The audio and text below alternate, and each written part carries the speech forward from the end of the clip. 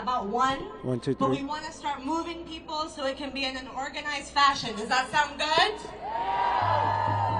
We're here in Piscataway territory.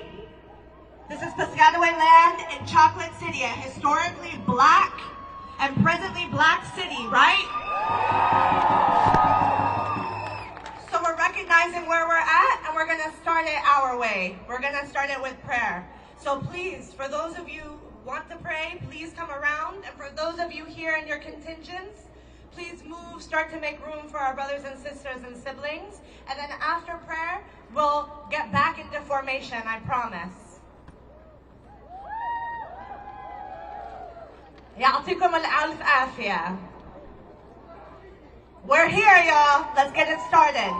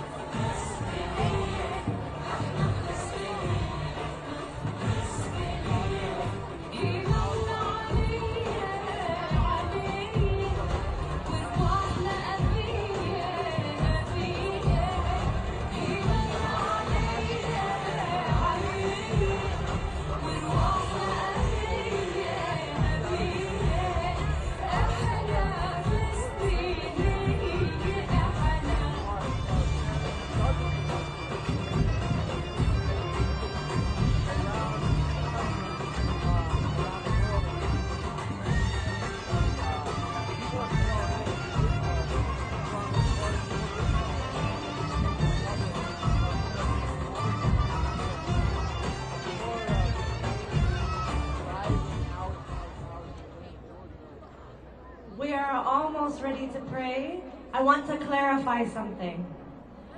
Under the stairs, that's the main place where folks are being asked to move, please. The banners, y'all can stay. The front here, you're all right.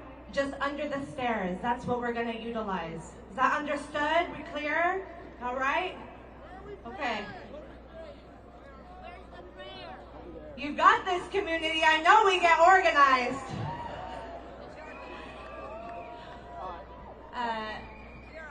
We'll start here soon.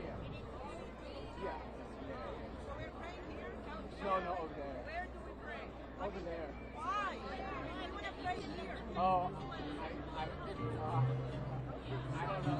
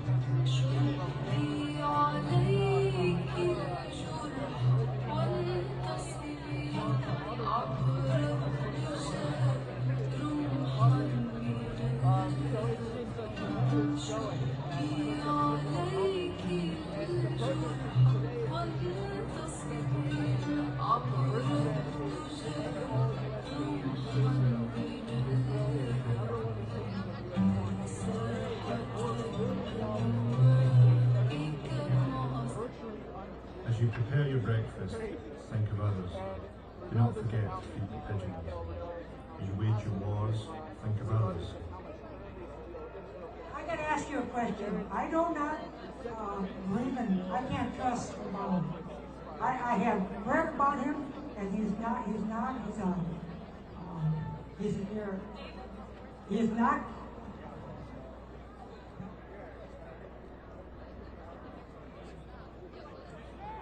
As you prepare your breakfast, think of others.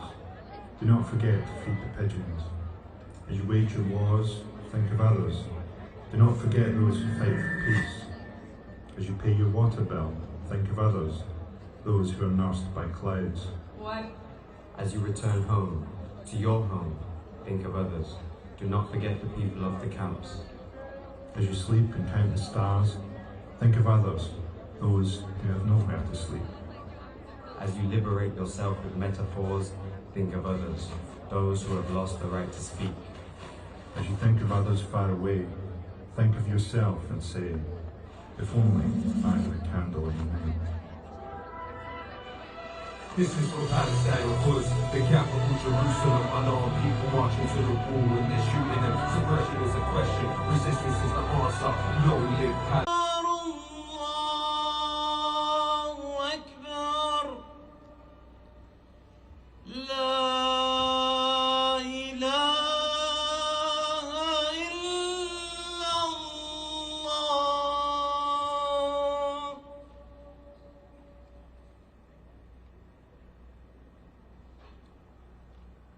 That was the prayer call. Inshallah, we will do the prayer, 10 minutes. And we're waiting for the buses. They block the streets from the buses drop off. We have 40 buses out there waiting to come in. So they're gonna have to get down and walk to reach us, inshallah.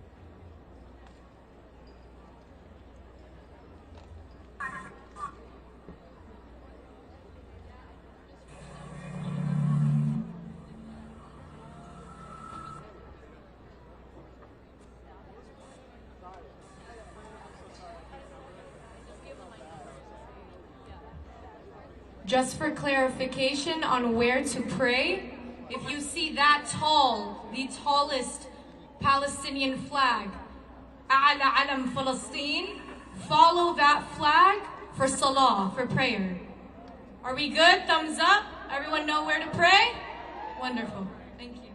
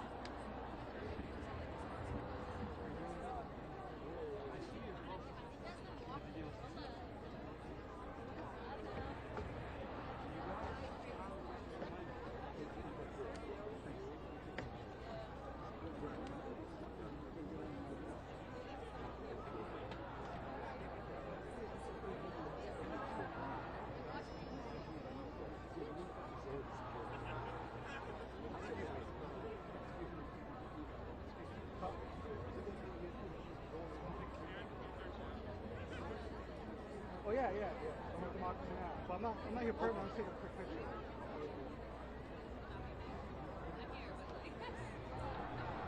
All right, hey folks, prayer is right now. If we can save the chants until after, we welcome the chants, but please let's get through the prayer. Thank you.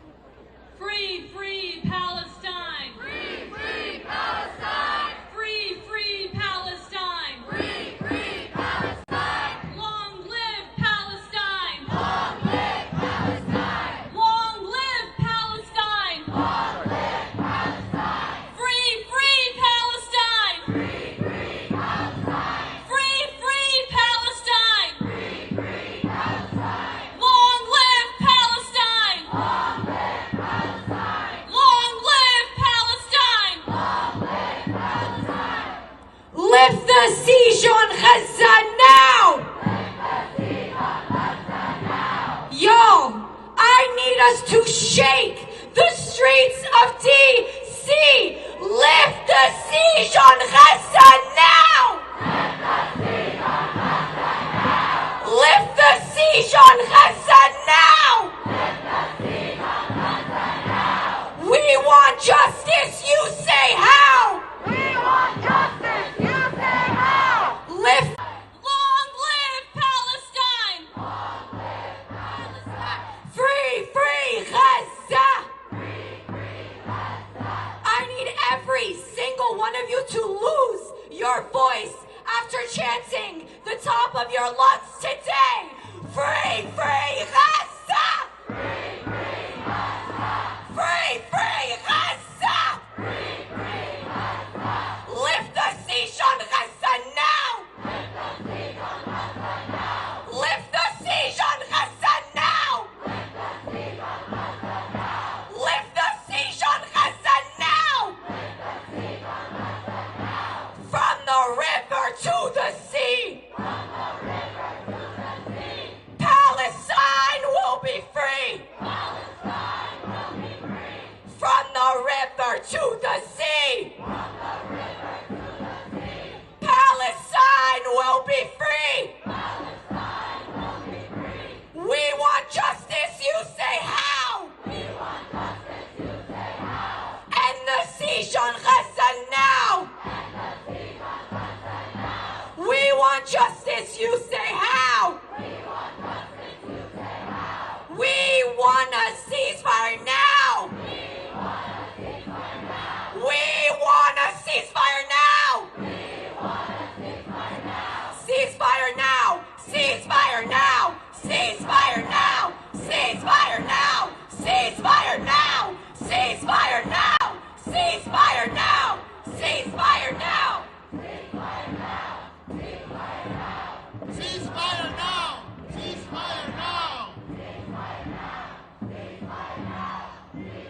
Friends, sisters and brothers, comrades, dear families that are here, this is a historic convening, not just to demand a ceasefire.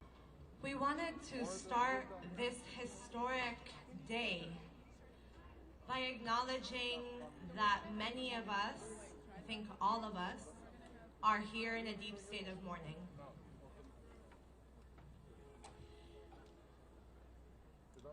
This has been one of the hardest months in my lifetime. And I'm the post-Oslo generation. This has been one of the hardest months in history for our people. And we're here knowing that we have a deep conviction that Palestine will be free in our lifetime.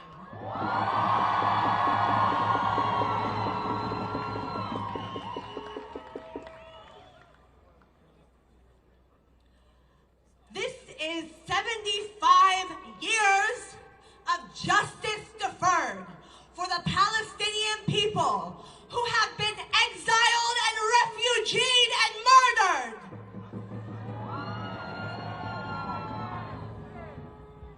This is 75 years of memory, of a commitment to our land, to our people, to our martyrs, to our children, that we will never abandon them. We will never abandon our cause no matter what.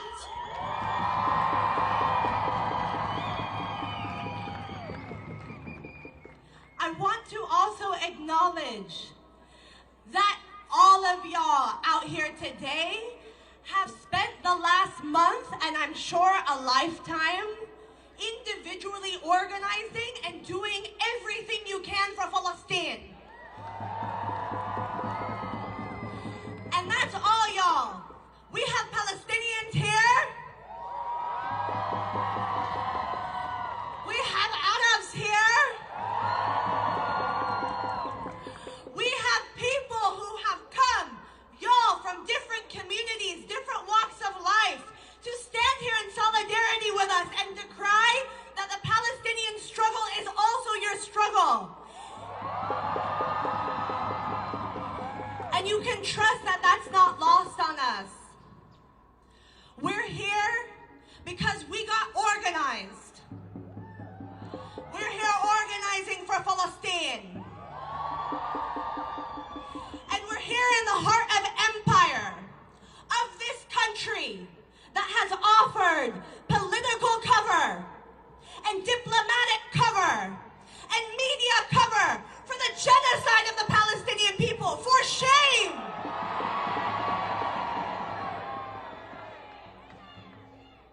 My name is Nadia. I'm gonna be one of your MCs today. I'm here with the Palestinian Youth Movement. My co-MC is Manolo from the People's Forum. And all of us are here to shut this down. We have an amazing program for you today. A lot of people came out, a lot of people are still coming, but we're gonna get it started. I need a commitment from y'all. We showed up today, and today the world's eyes are on our people in Gaza, and they're also on us, including our people back home. If you are tired, if you are saddened, if you are angry, I need you, please, to put all of your energy together to be right here, because we are demanding a ceasefire now. We are demanding lifting the siege on Gaza now. And we are demanding a stop to all aid to the Zionist state of Israel. And we're gonna get those demands, y'all. Let's shut it down. I'm inviting up our sister Ahlam from Maryland to Palestine. Please give it up for her.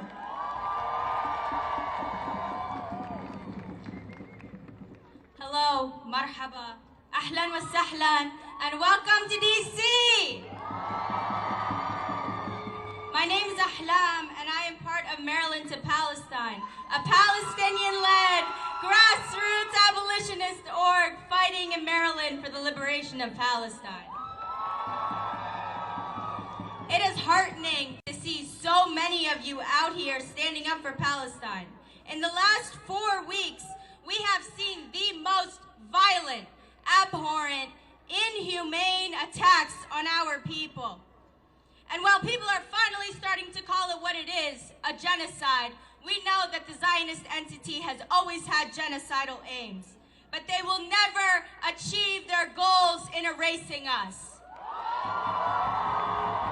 The occupiers have been losing since they failed to expel all of us in 1948. They lose when thousands of us flood the streets. They lost today. In the past few weeks, there have been many sentiments flying, including the one that we should not be too emotional. I disagree. Every single image you see of a mutilated Palestinian child should make you feel sick.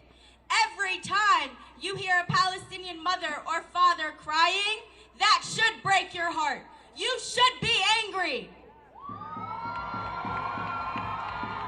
Righteous anger is not hatred, it is love. Righteous anger is love for our people, our land, and humanity. We should be angry when it's our money going to fund these atrocities. They are stealing billions of your dollars to go to the Zionist entity. Shame! we do with all of this anger? We are not powerless. The power lies with the people, and we will use it for change. We will not get our names written on Starbucks cups while Palestinian children are writing their names on their arms so that their bodies may be identified after an airstrike. We will not spend our money at businesses that stand with and support the occupier. We will continue to boycott Starbucks, McDonald's, HP, SodaStream, Puma, and Ahava to hit them where they hurt the most, their pockets. There's a lot more that I can say, and I'm sure all of us are feeling today, but I would like to end with this. To our Palestinian family in Gaza, the West Bank, and across all of occupied Palestine, we love you. منحبكم. We're with you. إحنا معاكم. We will see you in a free Palestine one day soon. سنراكم في فلسطين المحررة قريبا إن شاء الله.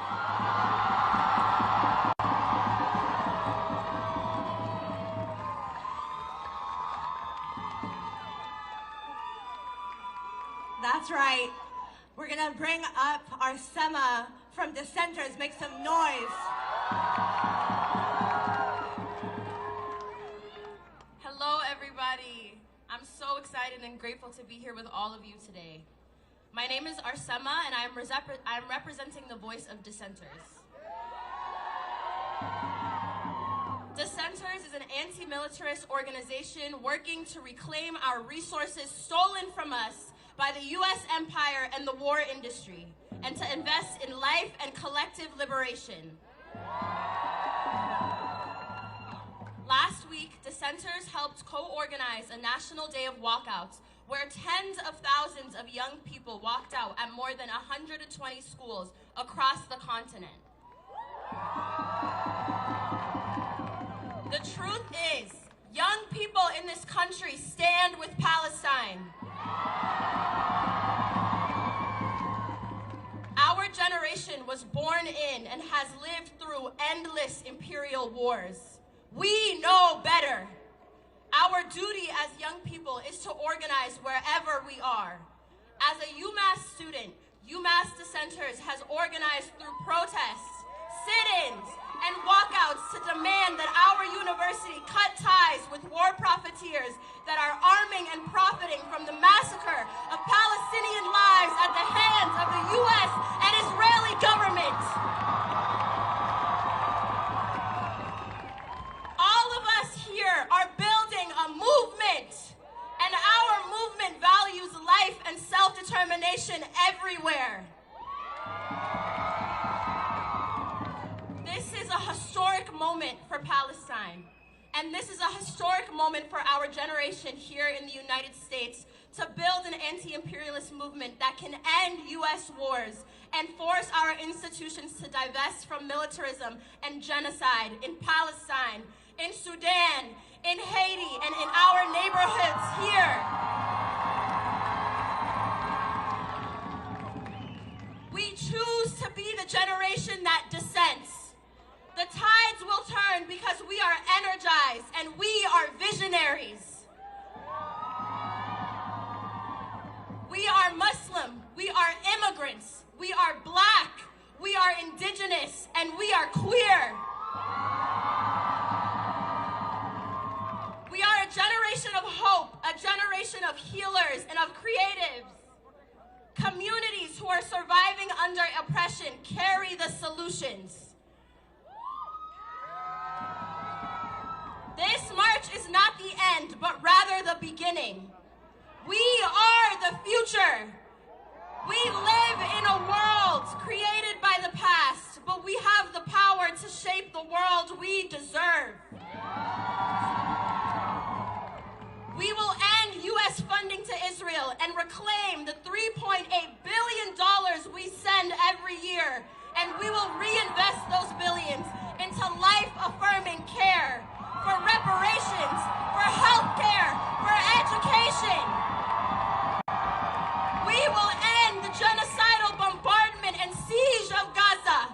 We will repair our relationship with the earth and all of the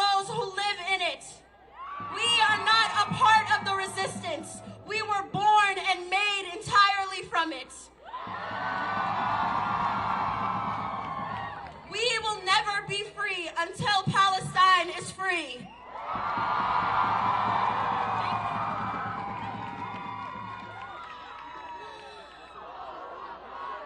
Free Palestine! We're gonna bring up Jasmine Nicole Williams from Artists Against Apartheid. Make some noise, y'all. Let's keep the energy up.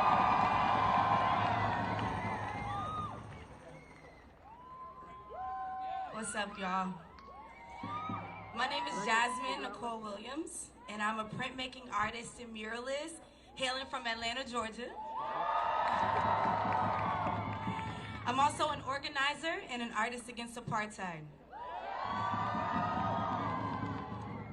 In the last 3 weeks, more than 8,000 artists and cultural workers from over 60 countries have signed on to the Artists Against Apartheid letter, standing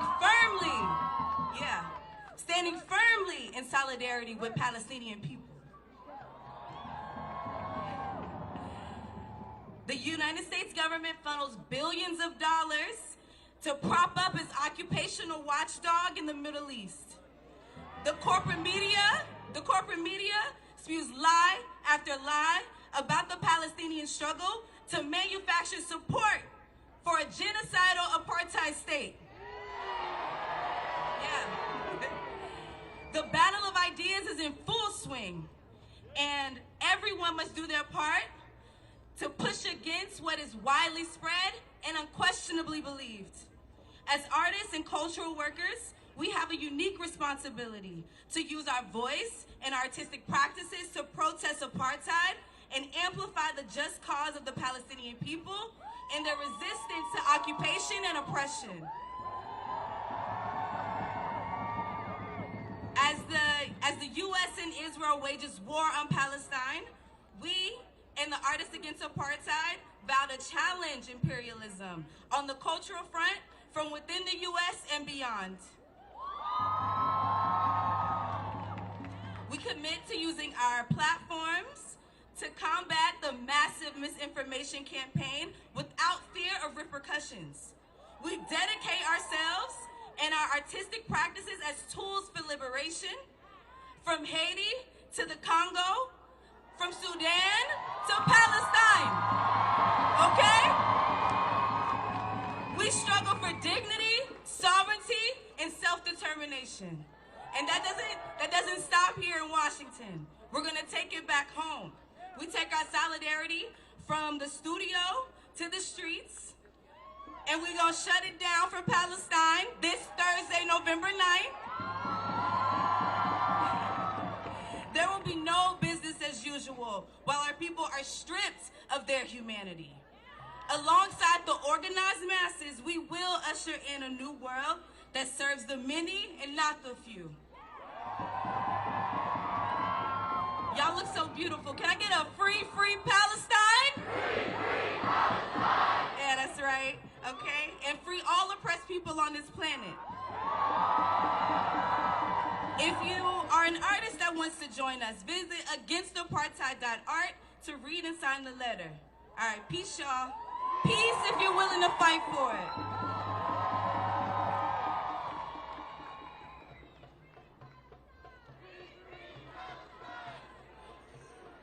Long live Palestine! Long live Palestine! Free Palestine! Free Palestine! Free Palestine! Free Palestine! Biden, you can't hide! Biden, you can't hide! We charge you with genocide! We charge you with genocide! Biden, you can't hide! Biden, you can't hide! We charge you with genocide! We charge you with genocide! What do we want?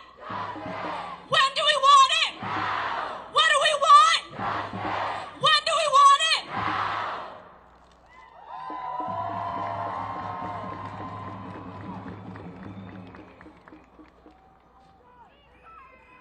Our next.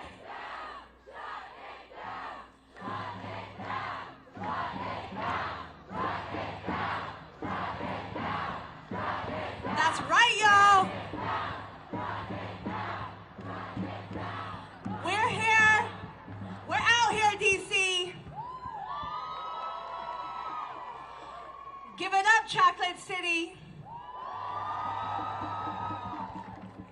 Here on Piscataway territory, fighting from the heart of empire for a free Palestine and freedom for all people under colonialism wherever we are.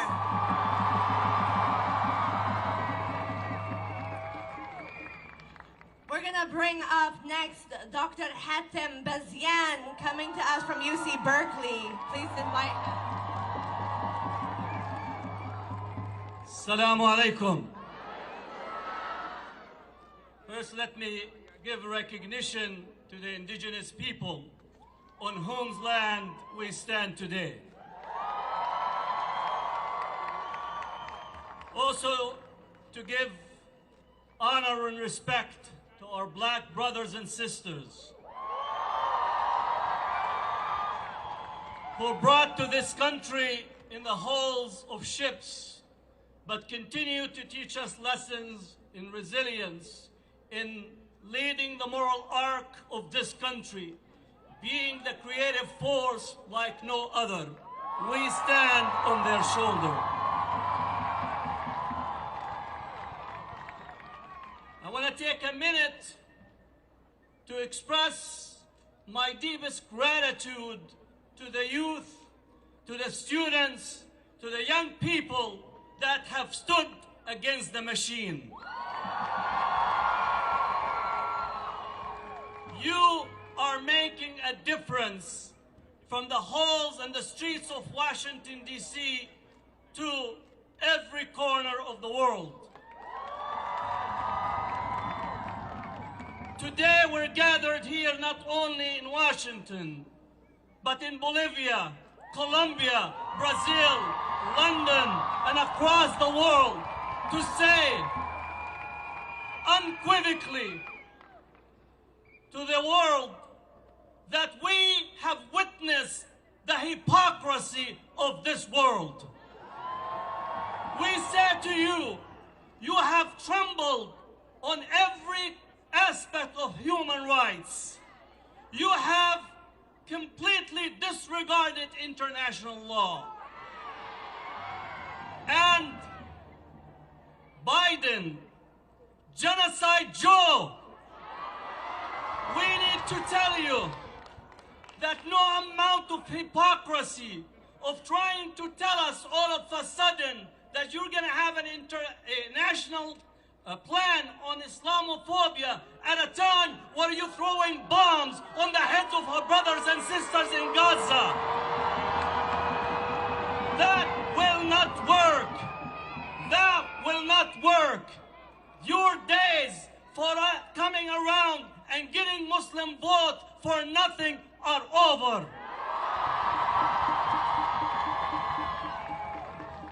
Palestinians are talking to us today by saying the following: we demand and want freedom.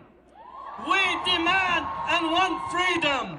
Not through your State Department, not going down and hugging Netanyahu, not going to all the Arab leaders to try to see if we could ethnic cleanse Gaza. We want freedom, and freedom what we will get as Palestinians.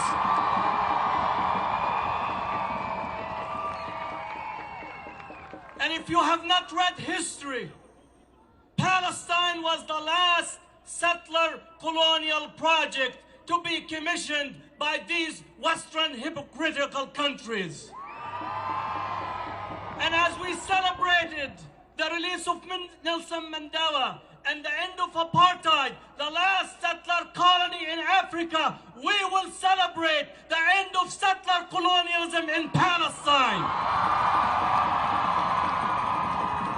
Why? Because that's what justice calls. That's what courage calls for. That's what integrity calls for. We say freedom for Palestine. Freedom for Palestine. Freedom for Palestine.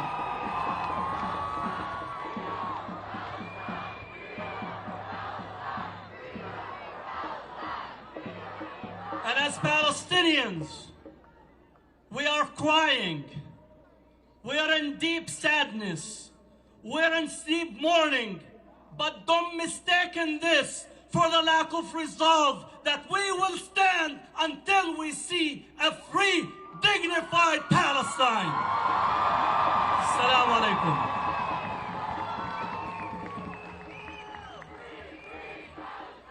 Free, free Palestine! From the river to the sea! Palestine will be free! Omen lil-Moyeh! Palestine out of here! Next up, we're bringing up Lauren Pinero of the Tampa 5. Make some noise for them, please. Free, free Palestine! Free, free Palestine! Free, free Palestine! Free, free Palestine! Hi, my name is Lauren Pinero. I am a very proud member of the Tampa Bay chapter of Students for a Democratic Society. Woo! SDS is a national student organization with historical roots in the anti-war movement, and we have always stood against U.S. intervention and with the people of Palestine. I am also one of the Tampa 5. We are 5 protesters facing up to 5 to 10 years in prison for protesting against Florida Governor Ron DeSantis' racist attacks on education. This is the same governor that has sent weapons to Israel, called pro-Palestine protesters terrorists, and shame! And disbanded Students for Justice and Palestine chapters at Florida universities. Hey DeSantis, you will see! Palestine will be free! Hey DeSantis, you will see! Palestine will be free! As I'm sure most of you are aware, the attacks on the pro-Palestine student movement are not just limited to the state of Florida. Nationally, the U.S. Senate passed a resolution condemning student protesters for standing in solidarity with Palestine. Shame! This resolution only furthers political repression of the student movement and pushes the government to strike against any student standing up against the genocide of Palestinians. SDS and the Tampa 5 stand in unconditional solidarity with Palestine in their struggle against the Zionist apartheid state of Israel. We know quite personally that protesting is not a crime, and we know that it is never a crime to fight for freedom in the face of occupation and genocide. As people living in the belly of the beast, we see that our struggles are connected to those of Palestinians. The same tactics that the Israeli occupation force uses to oppress Palestinians are the tactics the police use here to repress free speech and attack Black, brown, and poor communities. We have an obligation to call for no U.S. aid to Israel. With over $14 billion sent to Israel, there's blood on Biden's hands. Without the U.S.'s aid, the apartheid state of Israel would collapse overnight. Biden, Biden, you can't hide. Biden, Biden, you can't hide. We charge you with genocide. We charge you with genocide. Biden, Biden, you can't hide. Biden, Biden, you can't hide. We charge you with genocide. We charge you with genocide. It's obvious that our government is standing on the wrong side of history. All across the globe, the people have made it clear that they stand with Palestine. From here in the U.S., to Cuba, London, Colombia, and Bahrain, the movement for Palestine is only growing stronger. We're learning from the bravery of Palestinians on the ground in Gaza and showing solidarity through massive student walkouts, sitting in representatives' offices, and blocking highways. These politicians should be ashamed of themselves for the stances that they're taking. And that's why we're going to march. And that's why we're joining the coalition to march on the RNC and the DSG next year in 2024. They're trying to stop us every step of the way because they don't want us to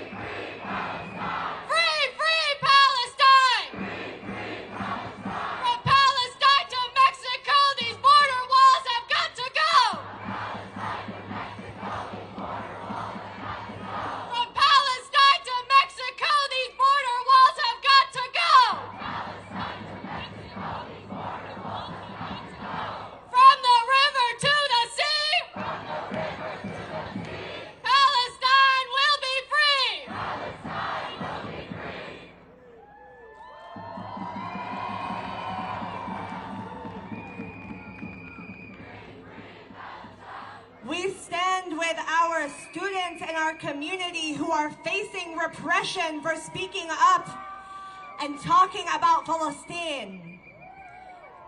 We know that in the past month and for many years, and in the times to come, there will be repression for speaking the truth. And we are not afraid.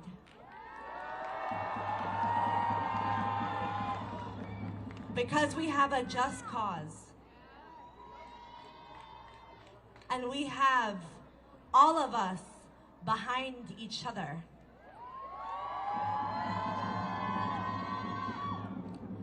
We're gonna bring up next Imam Mahdi Bray. Please give him a round of applause.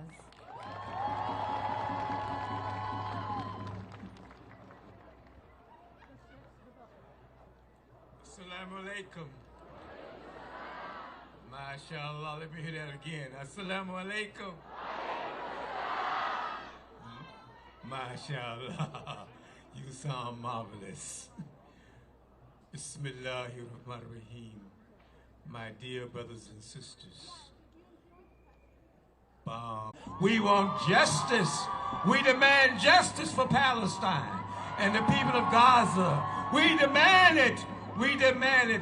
We're not begging for it. We demand it. So we're going to speak truth to power. We got to speak truth to power. And we got to come together. And we got to let people know that we're not going to be silent. Oh no, we're not going to be silent. We're going to not be like a little meowing kitten. We're going to roar like a lion. And we're going to continue to raise our voices. We'll raise our voices, and we're going to lift all of our voices, and we'll lift every voice and sing till earth and heaven rings. Rings with the harmony of liberty, and facing the rising sun, for our new day in Palestine has begun. And we'll march on and we'll fight on till victory is won. Free Palestine, free Palestine, free the land, free the people, free the land, and free Palestine. Free Palestine, free to Palestine. La ilaha illallah.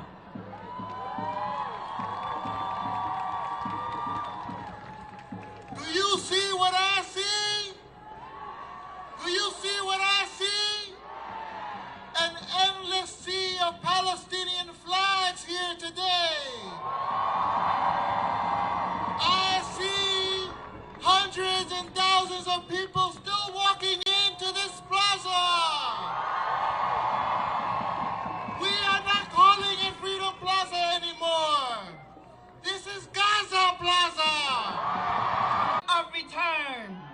These things and more we must organize and make possible, because the world stands with Palestine. Now, to my Palestinian friends out there, where y'all at right now? Where my Palestinian friends at right now? To my Palestinian family, I'm a proud black woman. I'm a proud African woman, but I'm embarrassed at some of these civil rights leaders, these Negro Zionists with their cowardly statements. I'm talking about Reverend Al Sharpton, Reverend William Barber of the Poor People's Campaign, Congressman Reverend Raphael Warnock, and even Martin Luther King III. None of these so-called civil rights leaders condemned the 2014 bombing of Gaza. Not a one. Reverend Barber never gave a sermon about poverty in Gaza is a direct result of the Zionist occupation. Reverend Warnock and Martin Luther King III both live in Georgia, but they haven't said anything about Cop City. They haven't said anything about Atlanta police being trained in Zionist Israel. Shame on them. So we call them Negro Zionists, because that's what they are. They're getting paid by somebody, by AIPAC or some members of Congress or somebody. But real quick, we just want to say, we're going to stand with Palestine. Just like June Jordan and Malcolm X, James Baldwin and Angela Davis, we stand with Palestine. Like Malcolm X and Nelson Mandela and Muhammad Ali, we stand with Palestine. Like my big brother Kwame Ture and Ethel Minor Stick, the Black Panther Party, Sister Fatima Barnawi, Afro-Palestinian freedom fighter, and so many other African people, we will always stand with Palestine. Africa stands with Palestine. Africa stands with Palestine. Victory to Palestine. Thank you so much. Free, free Palestine! Free, free Palestine! Free, free Palestine! Free, free Palestine!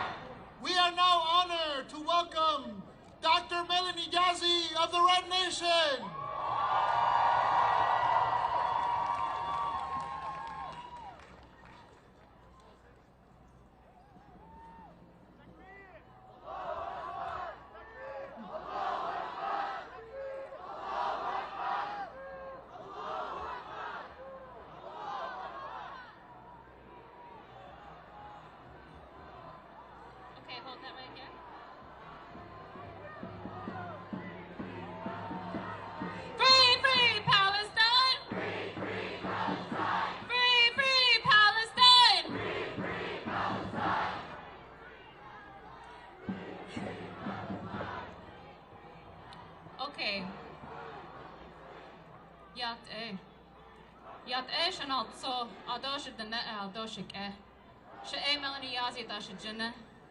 I'm here today on behalf of the Red Nation.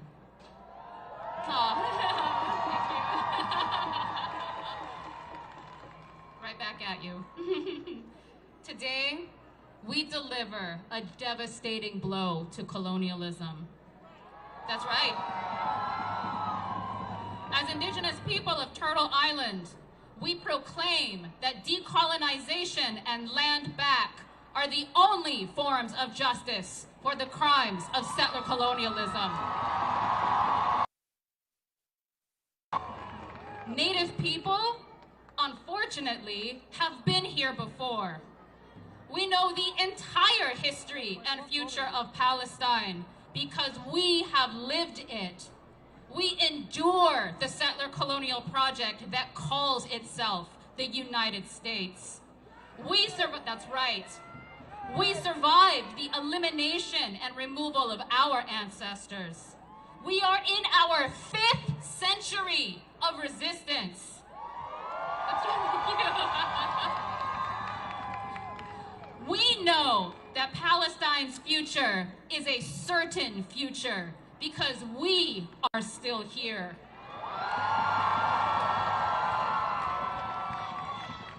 Yet Palestine represents an alternative path for the native nations of Turtle Island. In this moment of our shared history, Palestine brings us closer than ever to the promise of true self-determination for all colonized people of the world. We fulfill our ancestors' dreams by standing with Palestine today. Palestine is the tip of the spear that steers us all towards liberation. That's right.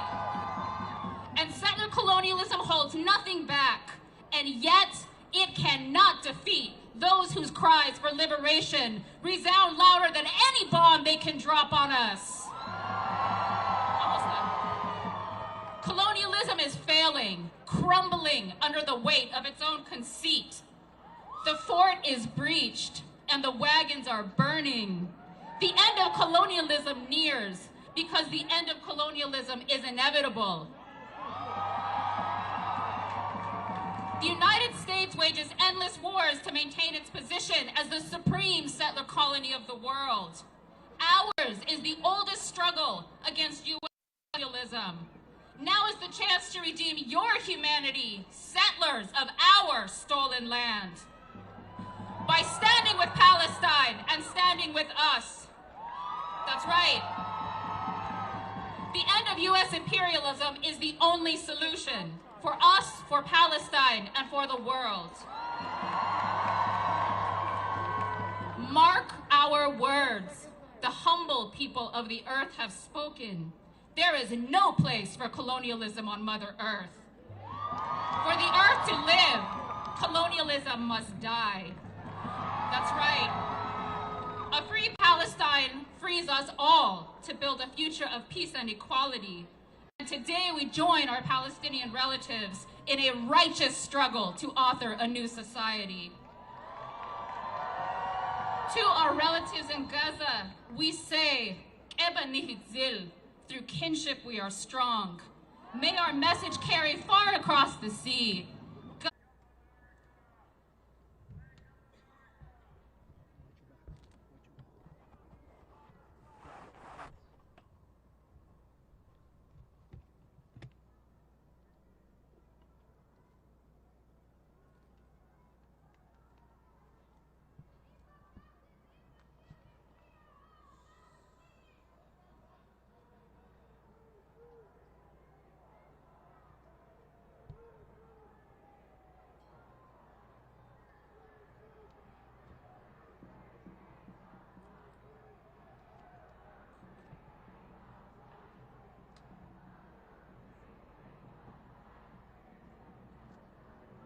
We will never forget our people who have paid the ultimate sacrifice, which is death, for our freedom. To be a martyr is a status in our community that is unlike any other. May we be humbled by the sacrifice of the people who have lost their lives struggling for Palestinian liberation, self-determination, and sovereignty.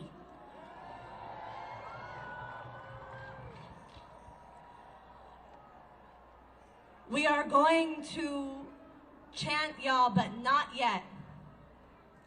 We have 10,000 martyrs from the past 3 weeks alone. Almost half of them are children. We're going to bring up Sheikh Omar Suleiman. Please give him a round of applause.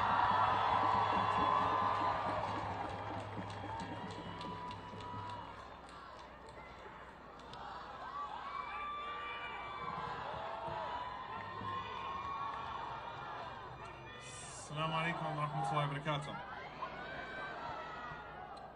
بسم الله الرحمن الرحيم. الحمد لله والصلاة والسلام على رسوله الكريم وعلى آله وصحبه أجمعين. وإذا الموءودة سئلت بأي ذنب قتلت. When the young child who was buried alive will be asked, for what crime were you killed? On August 16th of this year, 2023, I got a news alert that my name had been mentioned in an article. And this time, it wasn't Ted Cruz calling me an anti-Semite. This time, it was another Omar Suleiman, a 16-year-old who shares my name, who was murdered in the West Bank, where, by the way, there is no Hamas. And he was shot in the chest in cold blood while he was riding his dirt bike around the West Bank, where his family has lived for generations. His name was Qusay Omar Suleiman, the same name that my parents gave me. Last year, the 7-year-old boy, Rayan Suleiman, in the West Bank, once again, occupied territory, while he was walking home from school, with his book sack, which had an animated car on it, and suddenly found himself being chased down by IDF soldiers who claimed that he had thrown stones at them.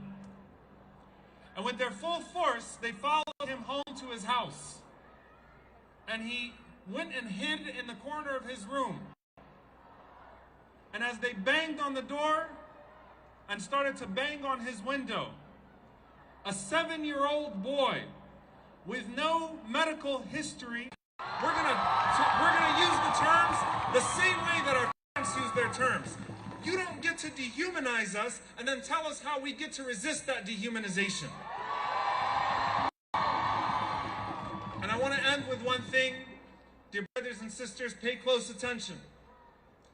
There's been a bill on the floor in Congress about the detainment of over 5,000 Palestinians in Israeli prisons since 2017 that can't get passed. But somehow 412 congressmen found the moral conscience to suddenly pass a quick resolution to say that they stand with Israel. Know that when they say I stand with Israel, they are saying I stand with genocide.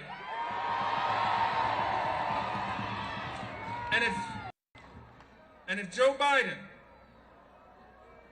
thinks that he can use his doublespeak on our community and come back to us and beg us for our votes, let it be known to all of those, including Joe Biden, and all of those congressmen who fail to see our humanity today and who fail to hear our voices today, that we will not see their names on the ballot next year, and we will not hear them when they come calling upon us next year.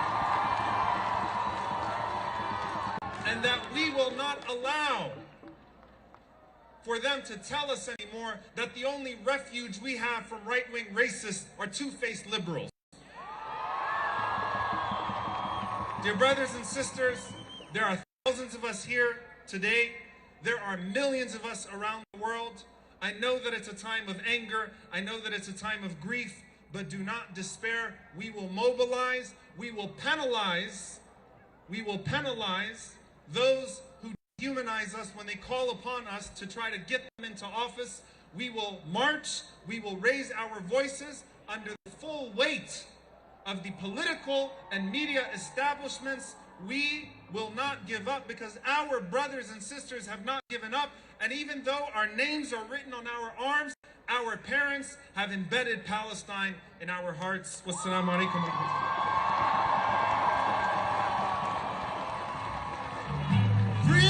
Free Palestine!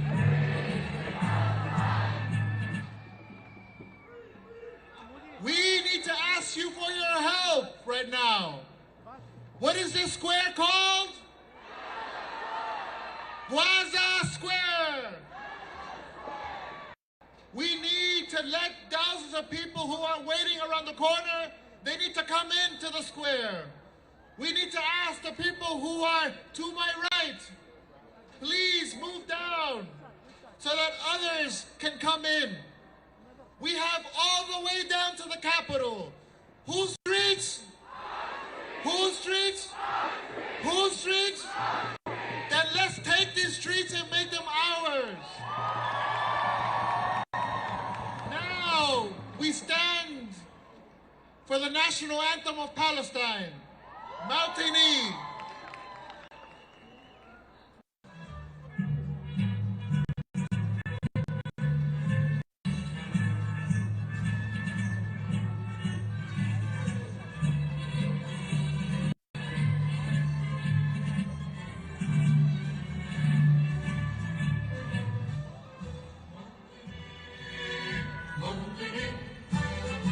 الجلال والجمال والسلام والمبادئ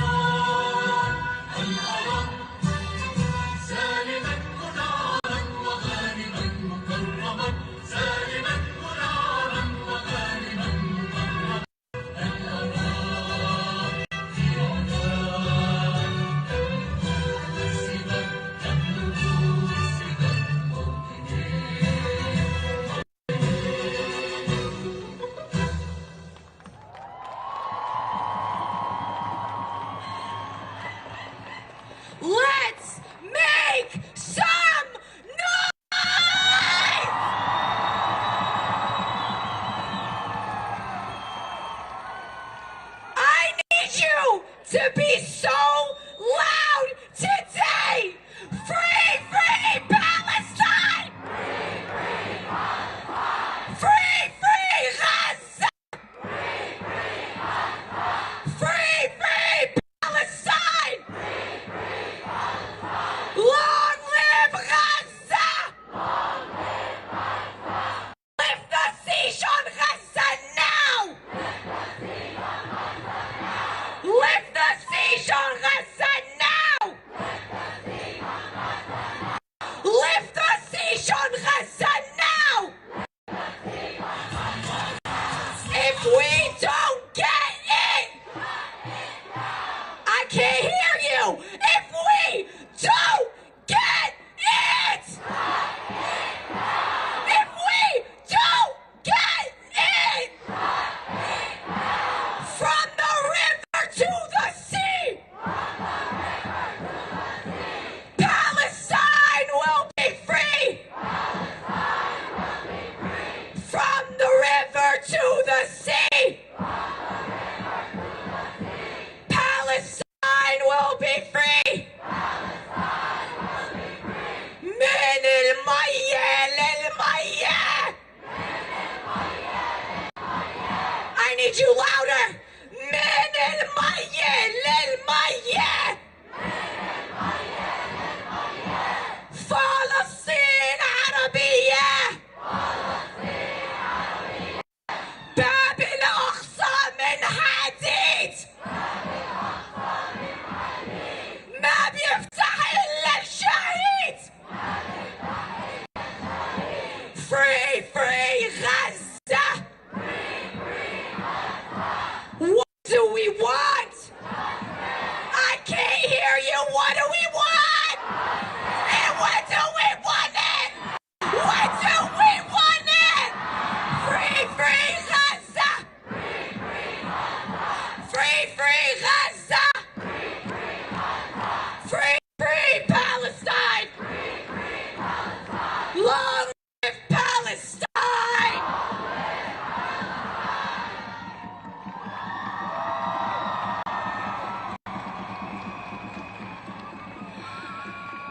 Whoever underestimated Palestinian women were really misled. We're here. We're gonna get loud. And we're gonna kick this thing off.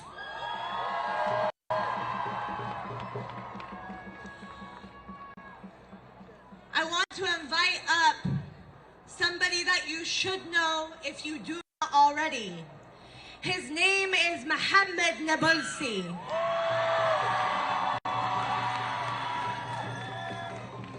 And he is a member of the Palestinian youth movement.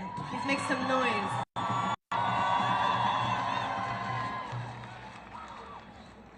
غزة طلع القرار من غزة طلع القرار بدنا نكسر الحصار بدنا نكسر الحصار We want justice, you say how? We want justice, you say how? End the siege on Gaza now! End the ethnic cleansing now!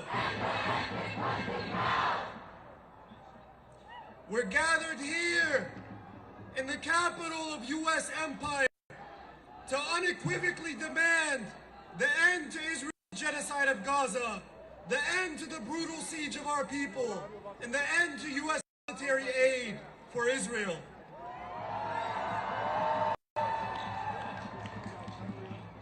The free people of the world have spoken. We have made ourselves clear. We demand an end to the U.S. orchestrated, Israeli executed genocide of the Palestinian people. We demand an immediate ceasefire. For nearly a month, we have witnessed a genocidal onslaught on the people of Gaza. Israel has massacred over 10,000 Palestinians, thousands of whom are movement of justice in this country. No, we hold no fear in our hearts. We stand on the shoulders of Palestinian children, the children of the stones. We have mobilized in the millions globally and in the hundreds of thousands today. We do not stand here because we believe that we can appeal to your conscience to end genocide. We stand here because the power of the people will force you to.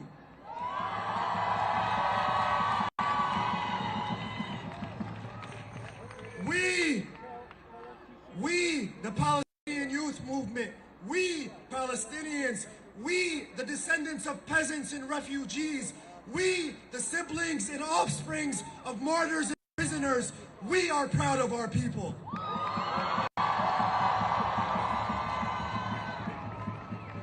We are proud of their resilience in their fight, their sacrifice and their steadfastness. We are proud to be members of a small, brave nation who holds its head high as the entire colonial West conspires to destroy us.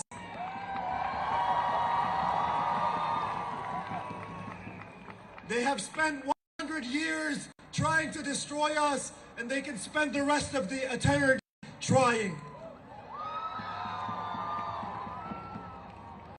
As the saying goes, they tried to bury us. They didn't know we were seeds. Well, know now, those seeds that you buried have long sprouted, nurtured by a commitment to justice and dignity. Our roots extend deep into our communities, our workplaces, our campuses.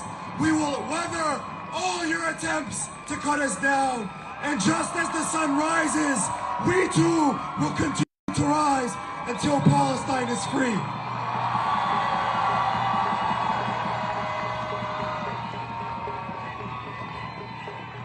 We are here today as young people, as students, as elders, as Muslims, as Christians, as Jews, as Palestinians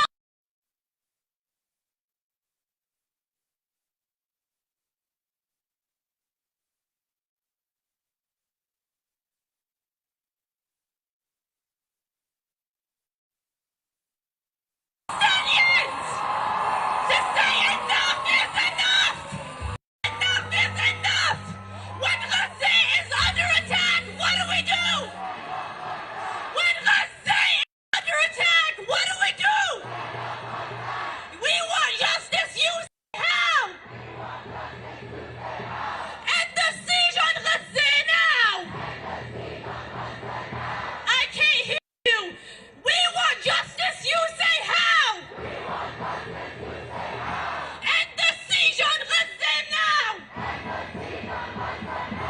من المية للمية!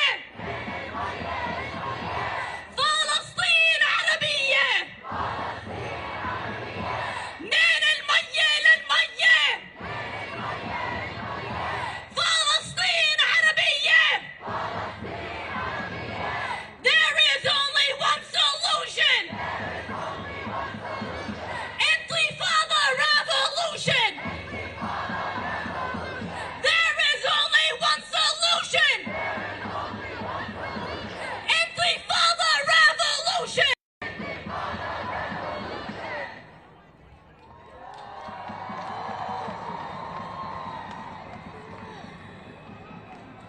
We have some more people coming in from behind me.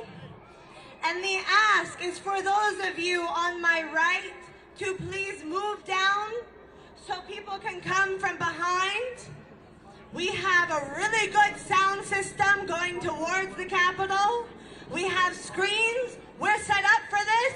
We said this was going to be the largest rally for Palestine in U.S. history.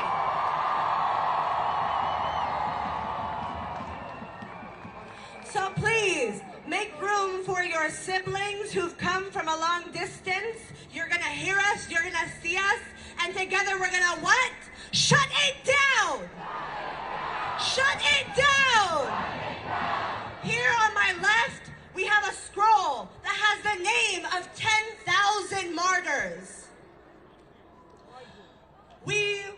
remember them in every single step we take, in every single moment we stand here and spend here together. We remember our people, and we are emboldened, and so are they, that you all, the people of consciousness, have come here so that genocide does not happen in silence. I'm gonna bring up Brian Becker from the Answer Coalition. Please make some noise.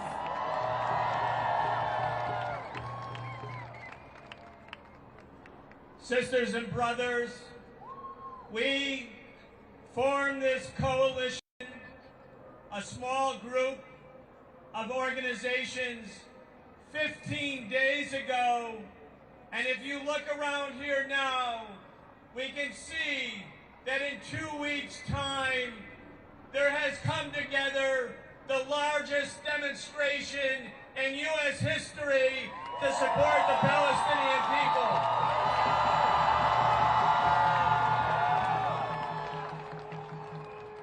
And that's an indication that we have entered a new era. This is a new political period, unlike any that has come before it.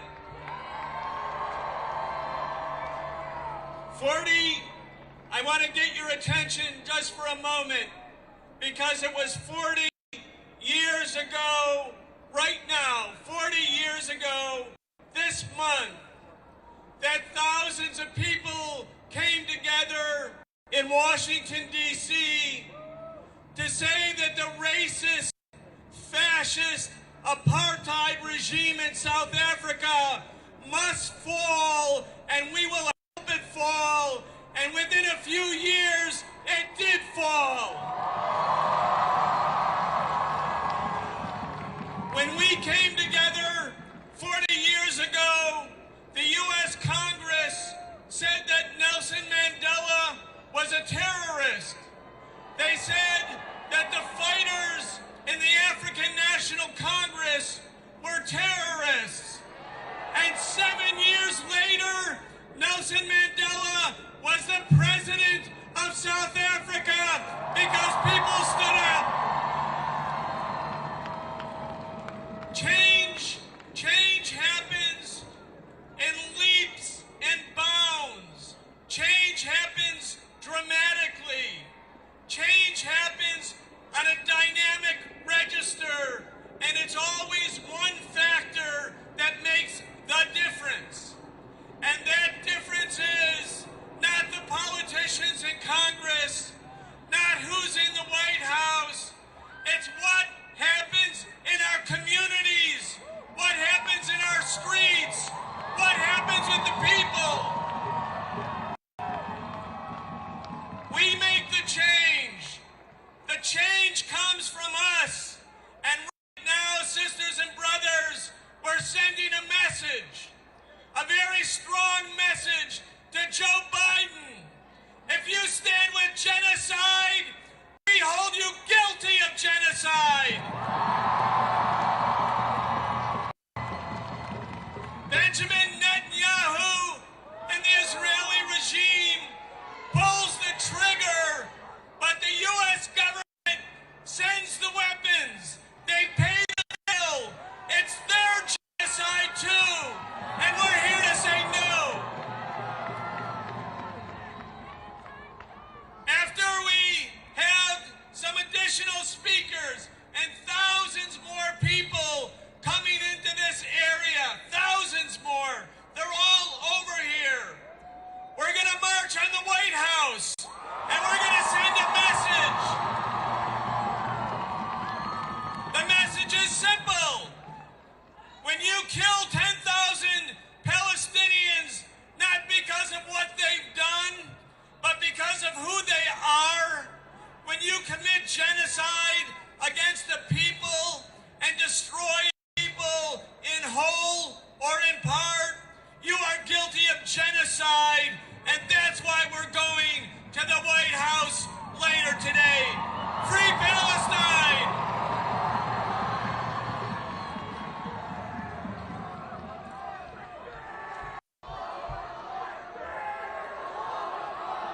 refuse to live in the shackles of oppression. Like our national anthem says, that is what we refuse. What we fight for is the liberation of our people. With no conditions. Let's continue, y'all.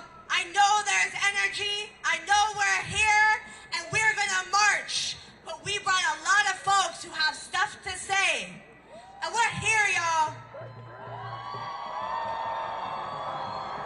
We're gonna bring up Leanne Fulehan from the People's Forum. Make some noise. Brothers and sisters, friends, the dignified people who have come from every corner of the country who are watching us from across the world. Today, we are here because the White House, the headquarters of war and imperialism, is forced to look at its own crimes directly. Every single Palestinian death, every murdered child, every home destroyed, every heart broken is blood on Biden's hands. The Zionist colonists who are carrying out these unspeakable killings are fully equipped and paid by the White House that we can see from here.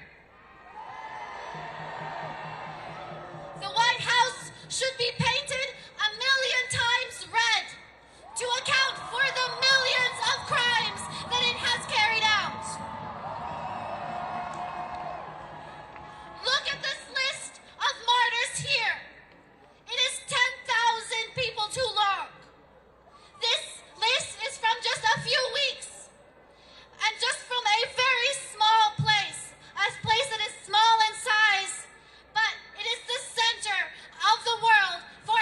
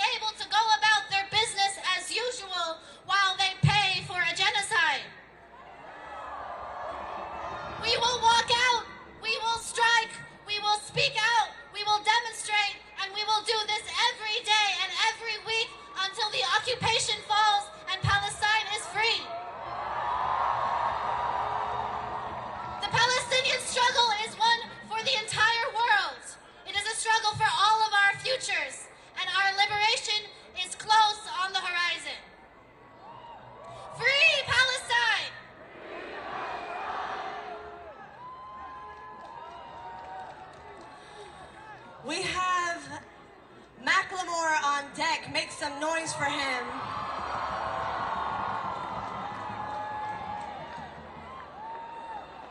Peace, everybody.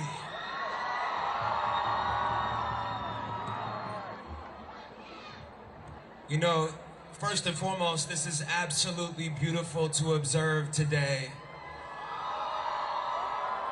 I didn't expect to be on a microphone, but there are thousands of people here that are more qualified to speak on the issue of a free Palestine than myself.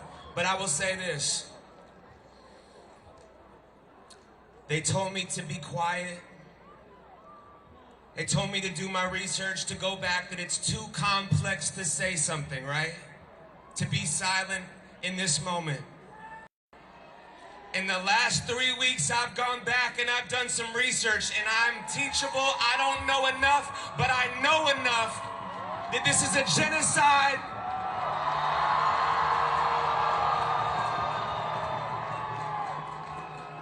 And we are scared. We are watching it unfold.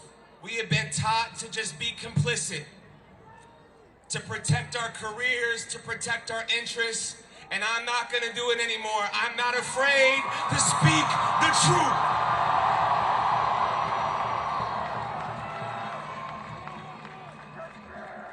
You know, my daughter said to me this morning, she said, she's 8 years old. She said, "Dad, when we protest today, when we march today, how are the people in Palestine going to know that we're showing up?" Look at this. Look at this. The world is watching what we do right now in this moment of injustice.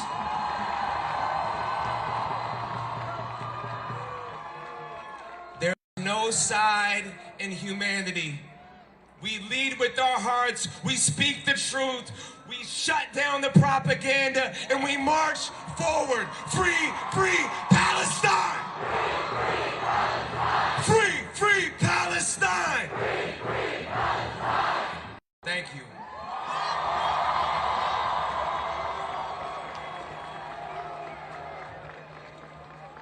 Family, I don't know how many of us there are here today, but I know we are packed.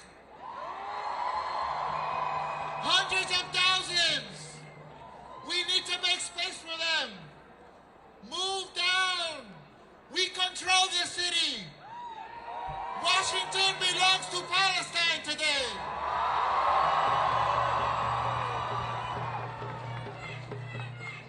We are now honored to invite to the stage, from the National Students for Justice in Palestine, our brother Daoud.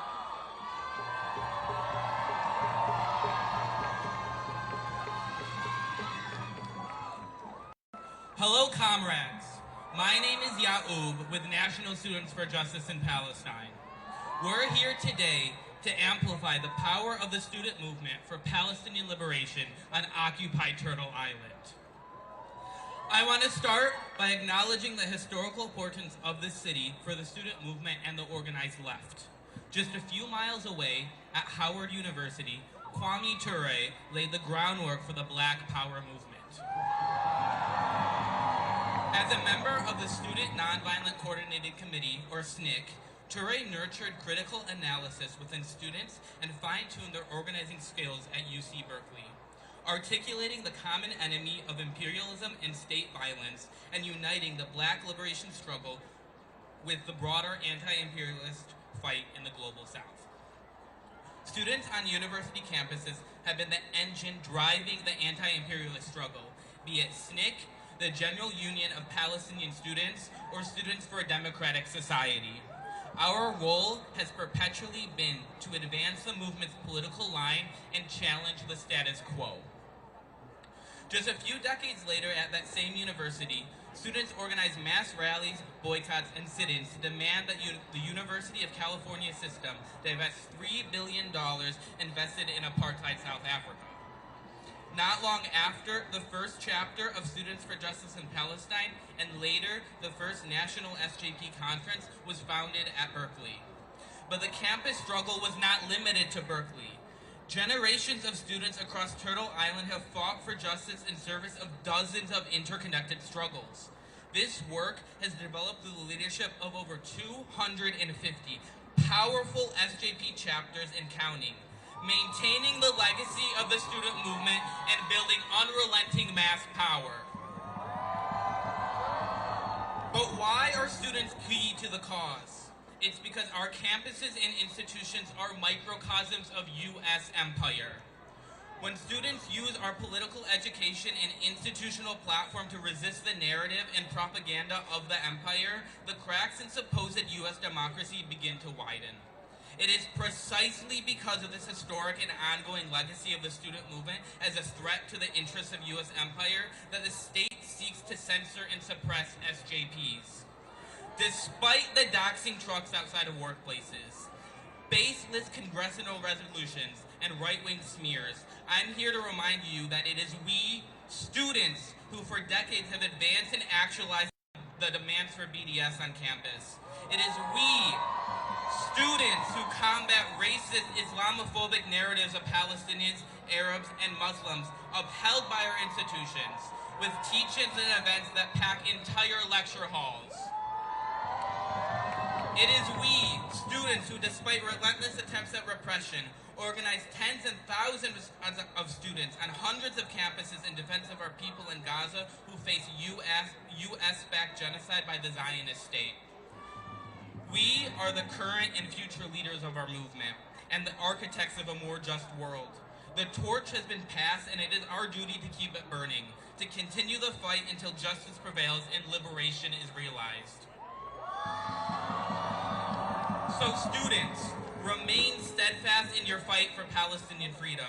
Now is the time for unified divestment. Now is the time for academic boycott. We must remain resolute in our demand for an immediate ceasefire to the end of the bombardment on genocide on Gaza, an end to U.S. military aid to the Zionist entity, and an end to the university complicity in the colonization of Palestine. Until liberation, we uplift the demands of our fellow speakers and remain determined to fight for free Palestine on our campuses and in our communities, from the river to the sea. Thank you.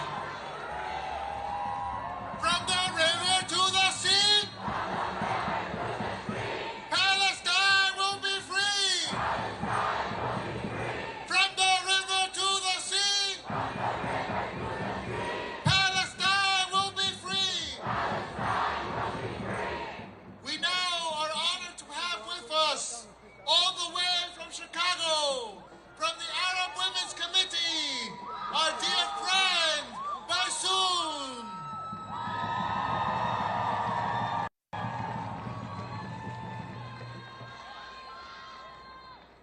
السلام عليكم أخواتي أخواني أيها الجمع العظيم. بالأصالة عن نفسي وبالنيابة عن لجنة المرأة العربية أحييكم جميعا تحية فلسطينية من أعماق قلوبنا حين نرى هذا الحشد الكبير الهائل القادم من آلاف الأميال ليضم صوته للحق والعدالة والحرية. اسمي ميسون أبو غربية، ممثلة عن لجنة المرأة التي تأسست عام 2005 والتي قد قامت على تأسيسها الأخت المناضلة رسمية عودة، حيث ساهمت في بناء قيادة نسائية للعمل على تطوير وتثقيف وتحسين أوضاع المرأة في الجالية العربية في شيكاغو. لقد قمنا بتنظيم عدة مسيرات للمطالبة بوقف العقاب الجماعي والتطهير العرقي والتهجير القسري للشعب الفلسطيني في غزة، حيث شارك فيها عشرات من الآلاف من مختلف المجتمع من العرب والأمريكان والسود، إضافة إلى عدد من الجالية اليهودية المعادين للصهيونية، في ظل ازدياد العنصرية والكراهية التي أثارتها مواقف الحكومة الأمريكية والتي عبرت عن دعمها السافر لسياسة الكيان الصهيوني العنصري وتصريحات المسؤولين في البيت الأبيض، ووسط الانحياز الإعلامي لدولة الاحتلال الصهيوني، حيث لم تتم حتى الإشارة إلى أن قطاع غزة تحت الاحتلال والحصار، وإنه من حق الفلسطينيين المقاومة والعيش في وطنهم بحرية وكرامة وسلام كباقي الشعوب العربية. وهذا الدعم والانحياز الكامل والسافر للكيان الصهيوني هو السبب المباشر الذي شجع بعض العنصريين إلى إطلاق النار على المظاهرات، وأيضا أدت إلى مقتل طفل فلسطيني يبلغ من العمر 6 سنوات طعنا بالسكين في شيكاغو. واليوم نحن هنا كجالية عربية أمريكية نطالب بالوقف الفوري الدعم السياسي والعسكري والمالي لدولة الاحتلال الصهيوني العنصرية التي ترتكب جرائم حرب ضد المدنيين العزل من الأطفال والنساء والشيوخ، وقصف المنازل والمساجد والكنائس والمدارس، حتى المستشفيات لم تسلم من القصف. ومع استمرار الحصار المطبق على جميع قطاع غزة بلا ماء ولا طعام ولا وقود ولا دواء منذ 28 يوما، وهذا عقاب جماعي يخالف كل القوانين والأعراف الدولية فحسب، بل إن الحكومة الأمريكية تقدم 5 مليارات دولار سنويا دعما لإسرائيل، والآن تطالب ب14 مليار دولار لاستمرار الحرب الدموية التي أدت إلى مقتل أكثر من 10,000 فلسطيني، معظمهم من الأطفال والنساء، وقصف الأحياء المدنية وتدميرها بالكامل. عاشت فلسطين حرة عربية، عاشت فلسطين حرة عربية، عاشت فلسطين حرة عربية. والسلام عليكم ورحمة الله وبركاته.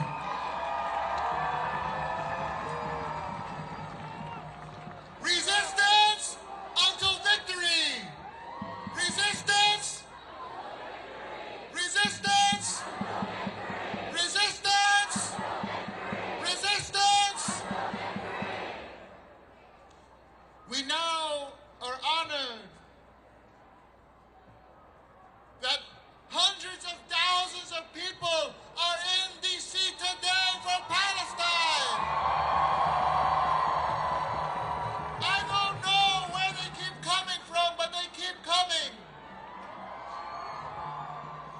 But we need to make space for them, my friends. We're asking people to keep moving south, to keep moving so that more people can come in. We now want to invite the very courageous comrades of the Palestinian Feminist Collective and their friend who's coming with them, Susan Sarandon.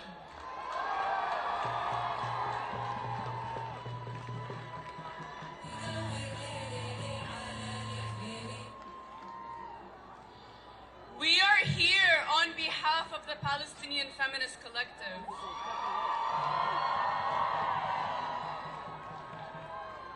Palestinians know that what is happening right now in Gaza and the occupied West Bank is not something that started on October 7th. It started over 75 years ago. We know that Palestine, from the Jordan River to the Mediterranean Sea, from Al-Naqab to the northern borders, is occupied. We know that the movement to free Palestine is an indigenous movement. a decolonial, anti-imperialist, feminist movement. As feminists, we know that the genocidal violence being waged against our people is a continuation of the Nakba. The intention of Zionism has always been to erase us. To erase every one of us, to rip our babies out of the wombs of their mothers, to suffocate us and starve us, to separate us from each other, to cut off our bloodlines. And yet, we're still here.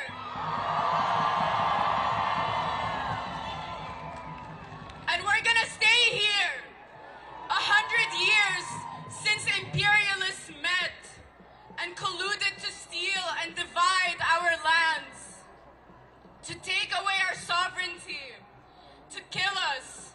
We continue to refuse this brutal assault on our people and land.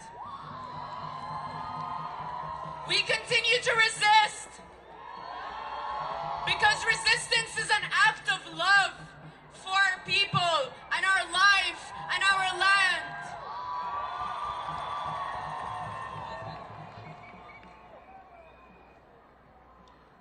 Over 10,000 Palestinians have been martyred, and 70% of those killed in this genocide thus far are women and children. Today in Gaza, there are 500,000 displaced Palestinian women and girls. 50,000 pregnant women are waiting to give birth, with 5,500 expected to deliver next month, without water, without food, without fuel, without life-saving medicine or medical equipment. Shame! Women have resorted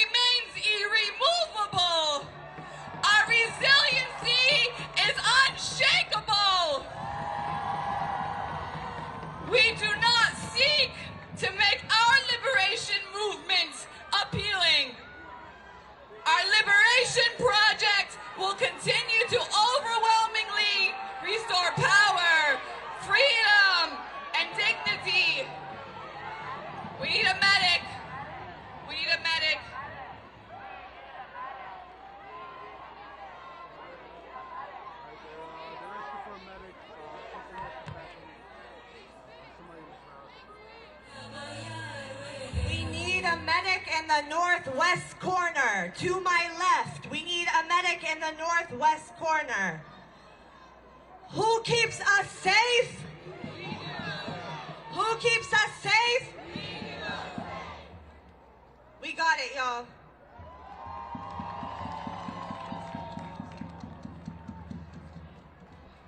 Our liberation project will continue to overwhelmingly restore power, freedom, and dignity to all of us and open new paths toward liberation, decolonization, return. Liberation, decolonization, return. Liberation, decolonization, return.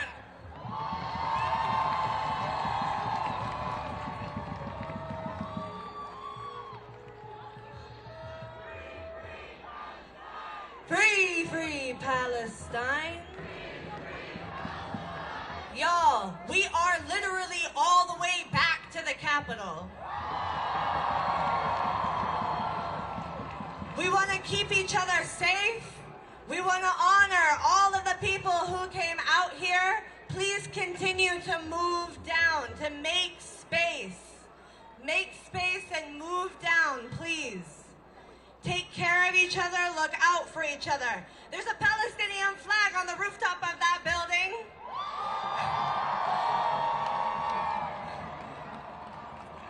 It's wild, look around, y'all.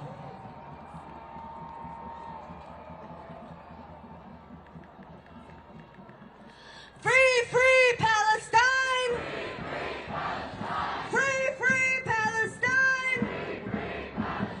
We're gonna bring up Ahmed Abu Zanad from the U.S. Campaign for Palestinian Rights. Make some noise.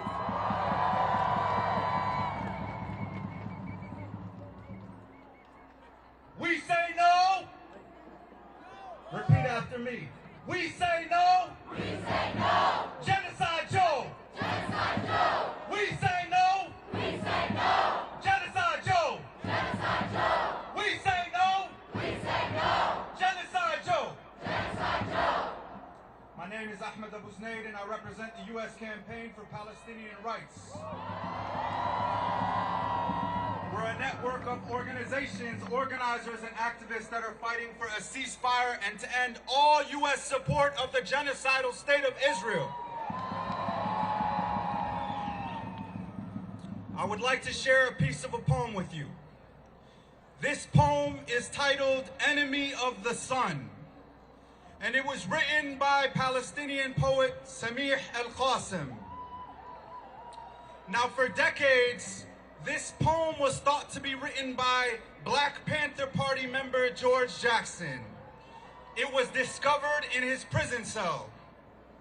The assumption that this was written by a Black Panther Party member like George Jackson tells us that the parallels that we see with the injustice in this country is directly connected to what we see in Palestine. Shout out to the Black Power movement. Shout out to the Black radical tradition. We see you. Now for a piece from the poem. From their jobs, discriminated against, and those who their rights to speak have been stifled, whether in schools or on university campuses. I tell all of you, we hear you and we are with you. You are not alone. The people of Gaza, the children of Gaza, rely on your voices, on your activism, and do not be scared, do not be intimidated by the university officials or the governors of your state when they declare that your activism is illegal.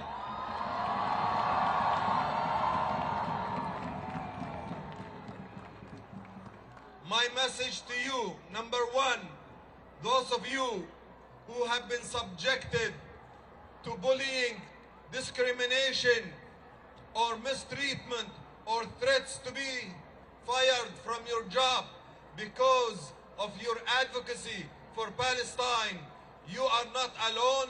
Contact our organization at www.cai ir.com and seek our help.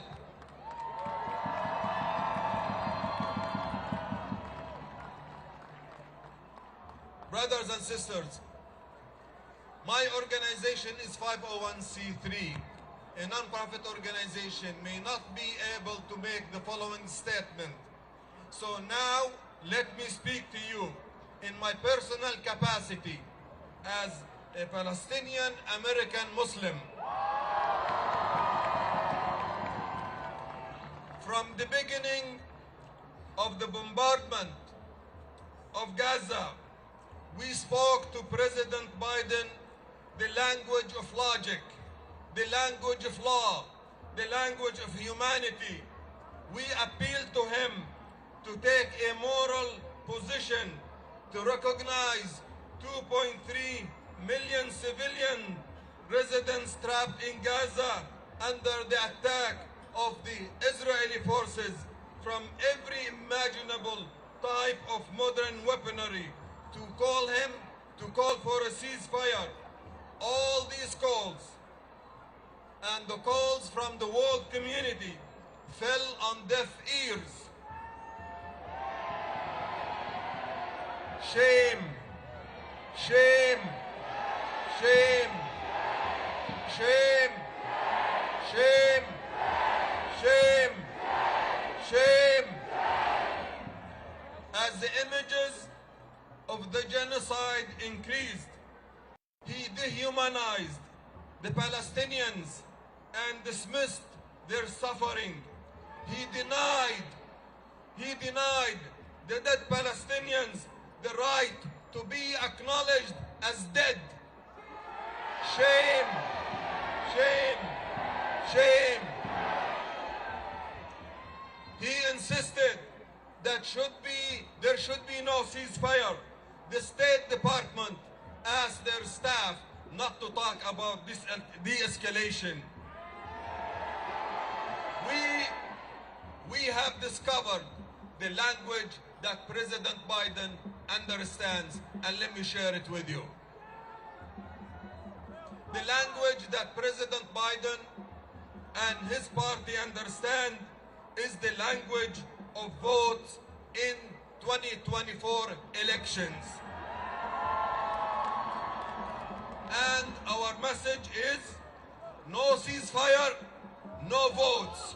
No ceasefire, no votes. No ceasefire, no votes. No ceasefire, no votes. No ceasefire, no votes. No ceasefire, no votes. No votes in Michigan. No votes in Arizona. No votes in Georgia. No votes in Nevada. No votes in Wisconsin. No votes in Pennsylvania. No votes in Ohio.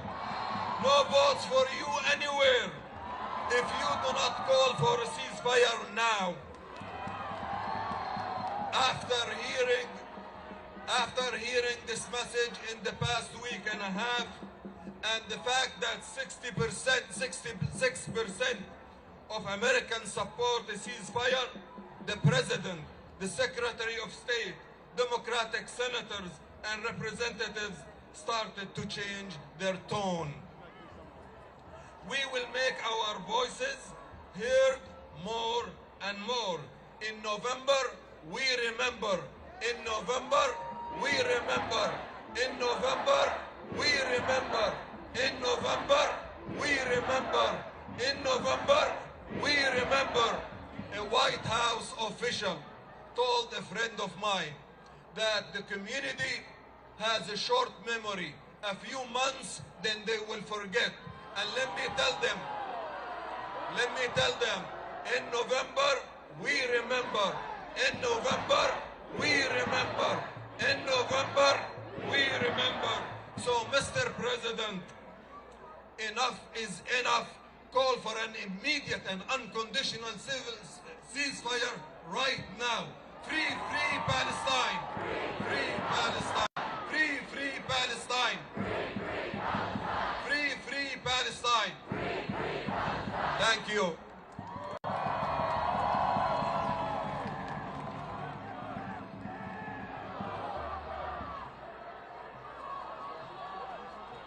Next up, we have Mohammed El-Kurd.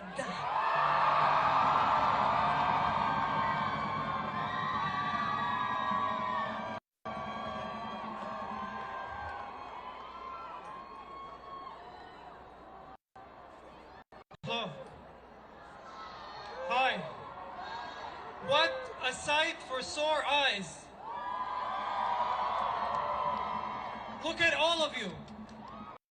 When I was growing up in Jerusalem, we would have so many international activists come visit our house. And my grandmother would tell them, America is the reason. She would tell them, when you go back to your country, talk about Palestine. And look at us today. In the belly of the fucking beast. How dare they call us children of darkness? We are liberation. We are enlightenment. We are moral clarity. I want us to take a few minutes to consider the magnitude of loss of life currently happening in the Gaza Strip. I want us to consider what it means to lose 10,000 people, for 10,000 people to be killed by Israeli warplanes. Consider their families and their grief. Consider their lovers. Consider the people missing them. Consider our martyrs' lives, their grievances, their hobbies, and most of all, I want you to consider the fear that they must have felt as warplanes dropped over their heads, the fear they must have felt minutes before they were killed. And I want you to compare that fear, I want you to measure that fear against your own fear.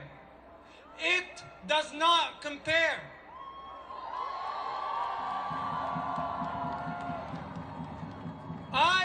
I understand it. We're all afraid of losing a job, of losing a friend, of being ostracized, of being shamed. I called my father earlier. I told him I was coming to this march. He said, stay away from the cameras. We're all afraid. But this fear does not compare. They want us to think that we are paying personal prices, but we have our community.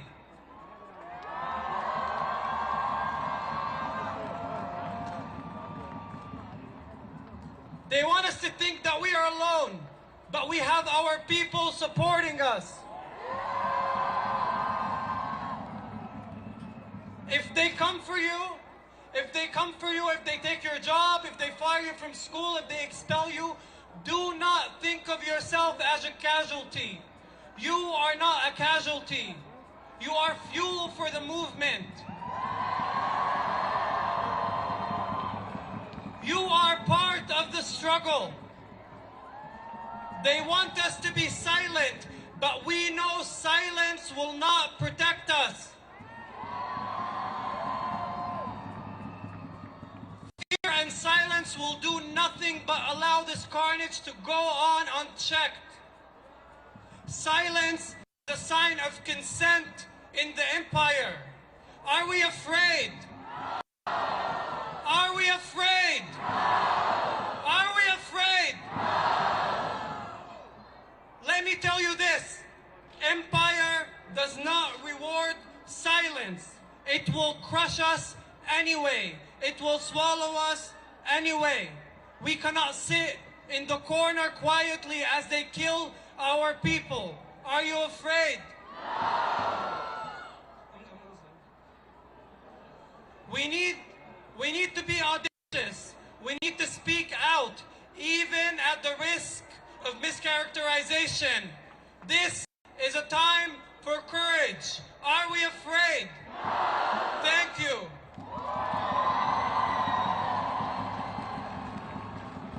Free Palestine!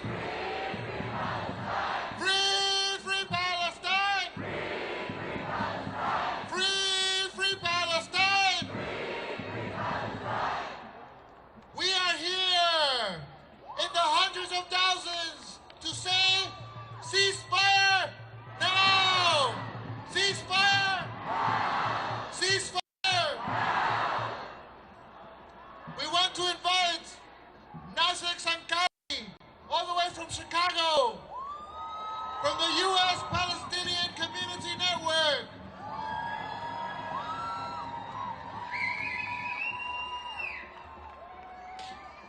Good afternoon. My name is Nazek, and I am co-chair of the Chicago chapter of the United States Palestinian Community Network, a grassroots community organizing institution that has chapters in 8 states and members all across the country. There is no going back to the status quo of the world before October 7th.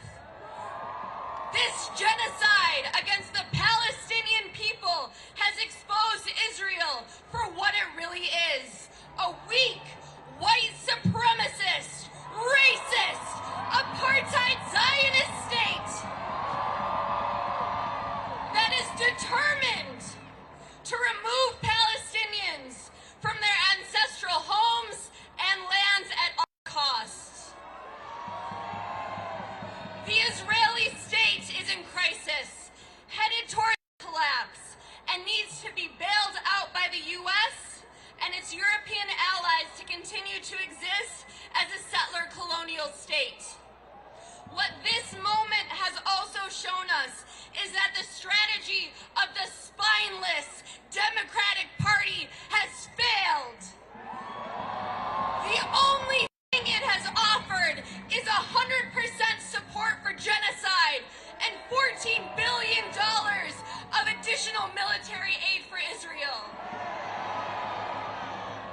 So USPCN is mobilizing with both the coalition to march on Republican National Convention and the coalition to march on the Democratic National Convention in 2024. We are calling for protests at the RNC July 15th in Milwaukee, Wisconsin, and the DNC in August 19th to the 22nd in Chicago with a mass march on the 19th. In addition, Joe Biden, almost every legislator in D.C., and almost every governor in the land are dehumanizing and criminalizing our community by parroting anti-Palestinian, anti-Arab, and anti-Muslim rhetoric that we experienced in the aftermath of 9/11. The dangerous language and lies our so-called leaders are spewing emboldens violence against our community, which resulted in the murder of the beautiful little boy, Wadia, and the attempted murder of his mother in Illinois, as well as Zionist attacks on USPCN protests in which one racist fired a gun into the air around dozens of protesters, and another sprayed protesters with pepper spray.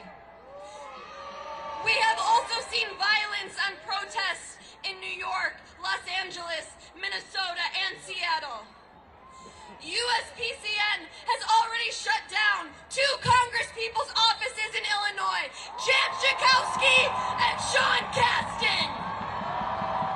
Schakowsky just announced that she won't reopen her office. That's exactly what needs to happen across the entire U.S. No business as usual while our elected officials are supporting genocide.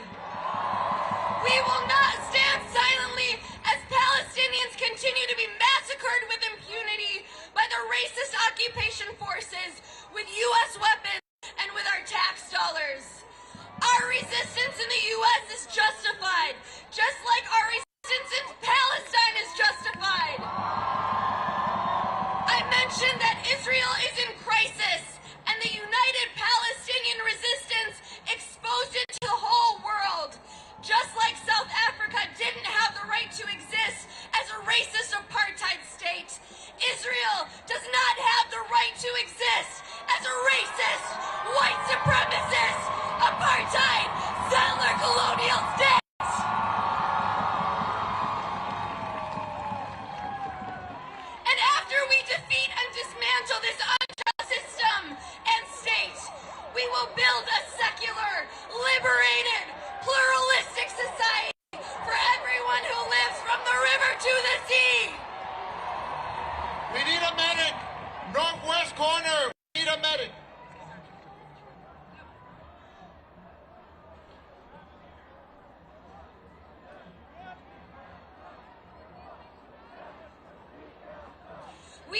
support the unified Palestinian resistance against the Zionist oppressors until we win complete and total liberation. From the river to the sea, Palestine will be free!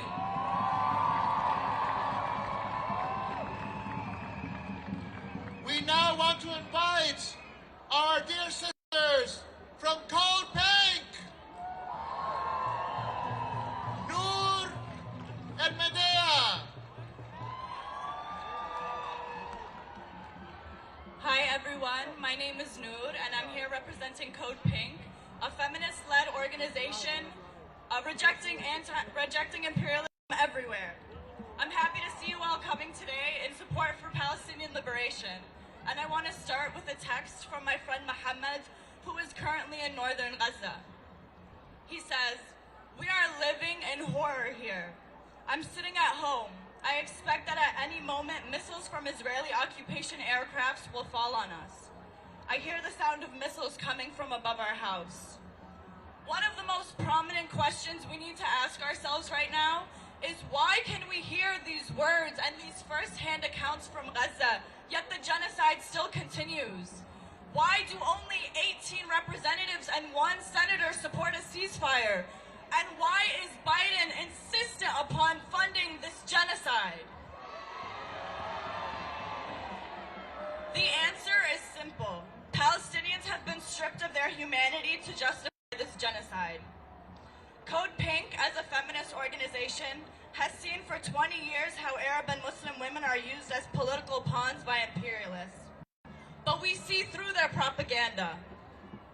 Palestinian women are committed to life and dignity. They are not human shields. They are the vanguard for liberation. Don't be mistaken in thinking the IOF is strategically targeting Palestinian resistance fighters, or that this is some sort of religious issue. Palestinians are being murdered simply for being Palestinian. Palestine is a home for people across all faiths, and Netanyahu has declared war on every single one of them. Like I said, Palestinians are being murdered simply for being Palestinian. But the Western media will mislead you to think otherwise by weaponizing Islamophobia against them. Shame! The U.S. used this strategy to justify the war on terror after 9/11, and they're doing it again now because it worked. It allowed the U.S. to murder nearly 5 million people with no accountability. Shame! So I ask Biden, is this how you want to be remembered? As a genocidal, destructive warmonger? Shame! Look at this crowd. Clearly the American people do not agree with your genocidal plans. You must call for a ceasefire now or solidify your position as one of the most inhumane presidents in American history. The American people demand a ceasefire, an end to the occupation, and the full liberation of Palestine. Muhammad told me the only thing that makes him happy is knowing we are by his side. And I promised I would never give up on the fight for his safety and for a free Palestine. And I would like you all to make that promise to him as well. So please repeat after me. Dear Muhammad, I promise, we promise to never stop fighting for you and for a free Palestine. From the river to the sea. Thank you, everybody.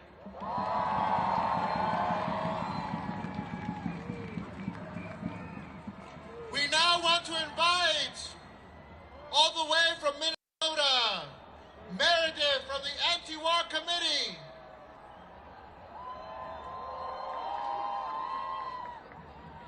Hello, people from Minnesota. We drove for 20 hours straight through the night so we could be here with you.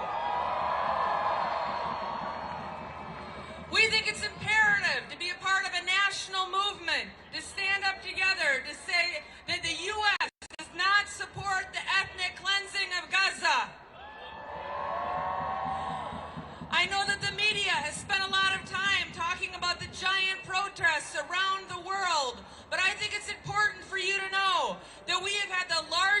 protests of tens of thousands of people in Minnesota that we have had since the murder of George Floyd.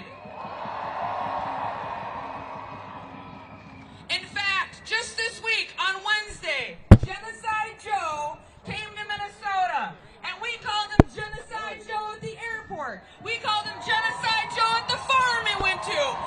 We called him Genocide Joe on the streets of Minneapolis, where thousands of people gathered to protest him.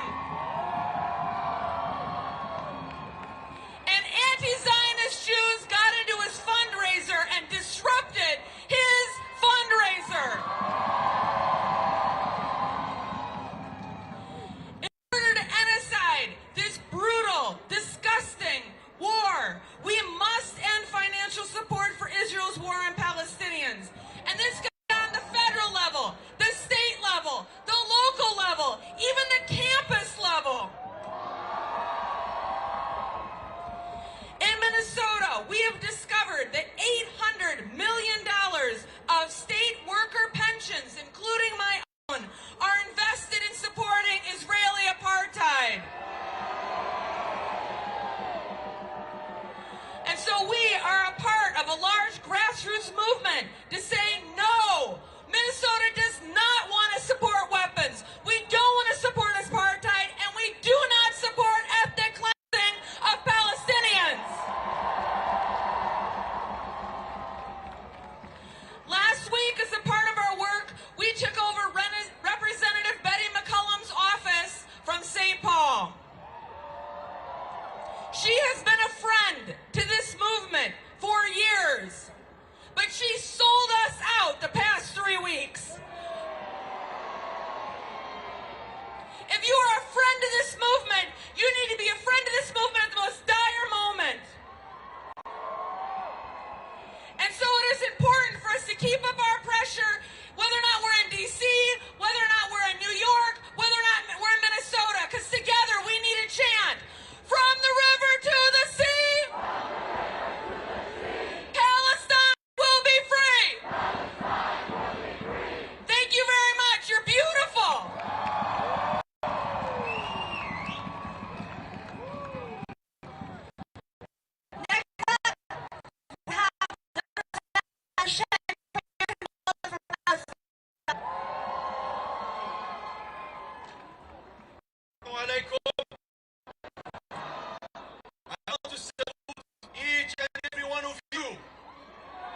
For your steadfastness, for your resilience, for your commitment to the Palestinian rights. Let us keep this pressure on. Let us keep this pressure on. The reason why this genocide White House, why this complicit Congress, why the warmongering media just shifted their tone in relation to the brutality, to the genocide is taking place in Gaza, is because your voices have been heard. It is because of your actions and advocacy. It is not that, God forbid, that they had a sudden conscious awakening. They don't have a conscience. What they understand is pressure. What they understand is that we call them out. Is what they understand is that the people are unified. And we are unified in our position to bring this genocide in Gaza to a complete and immediate end now.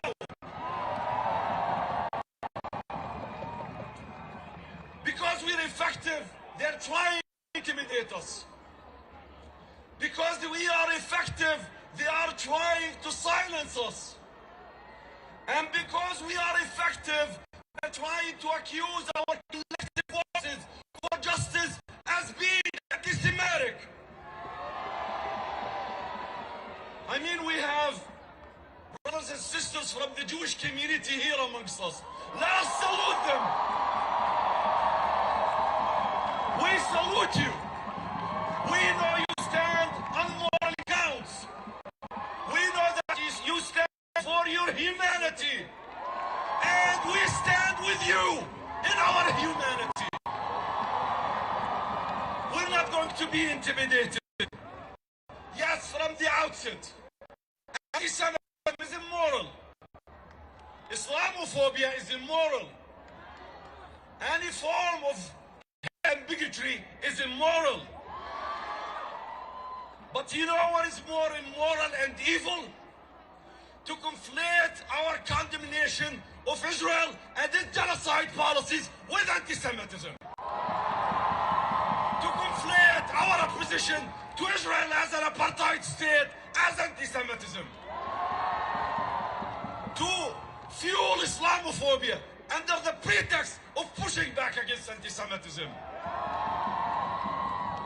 To deny the suffering of the Palestinian people who are being subjected to a brutal genocide by our own tax money, by our own weapons. To dehumanize the Palestinian people. To undermine their suffering. To subscribe to selective humanity. To use debunked lies about beheaded Israeli children to justify the beheading of Palestinian children. To condone and justify the bombings and the murders of Palestinians in hospitals, in their homes, in UN schools, in ambulances and hospitals by weapons and bombs made by the United States of America. To make us all complicit as Americans in the war crimes and genocide that is committed and being committed now in Palestine. And you know what is more immoral and dumb? Is to expect that we will forget in November 2024. To think that we're just going to elect you and vote for you just because you're not the other Republican guy. We refuse this analogy to choose between dying with a bullet or with a poison. We refuse to stand with a president who lied to us that he's coming to restore America's moral authority. If this is your moral authority, then the hell with you and your moral authority. Moral authority. Moral authority is human equality. Moral authority is freedom. Moral authority is dignity for all. Moral authority is not to vote to liars, to war criminals, to warmongers. That's what moral authority is. Keep the fight on. Don't give up on their resilience in Palestine. They're not raising the white flag in Gaza. They're not begging for mercy from their oppressor. They're demanding justice and freedom. And freedom will receive. That's what's going to be achieved. Freedom is coming. This is inevitable. Palestine, Allah, by whatever Lord you worship, is going to be free. It's going to be free. Apartheid will be dismantled. Imperialism will be defeated. And liars will lose the elections, inshallah.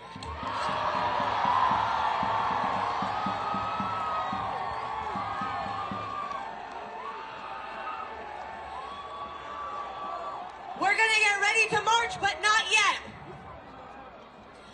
We're gonna bring up Dr. Nuda Edicott.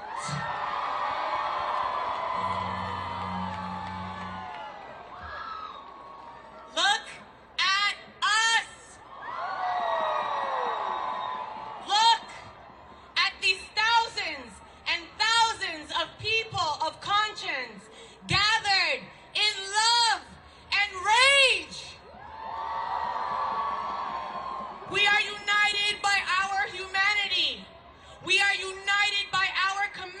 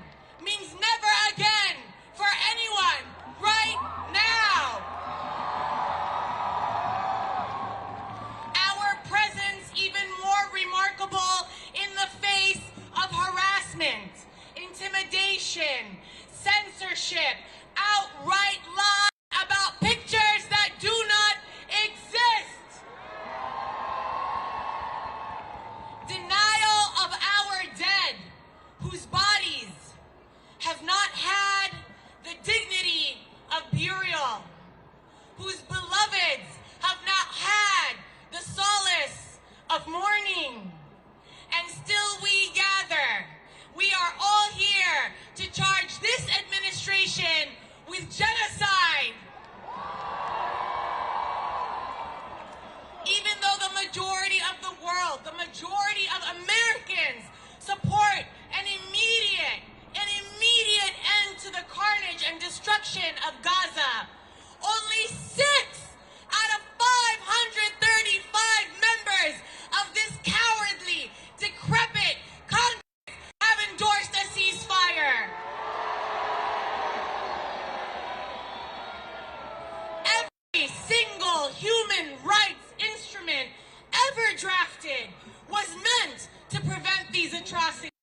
The Genocide Convention, the Rome Statute, the Four Geneva Convention, the Convention on the Rights of the Child, the Apartheid Convention, they were all drafted to avoid this moment, and they could not have possibly fathomed that a nuclear power backed by an even bigger nuclear power would be pummeling a besieged population of refugees and children.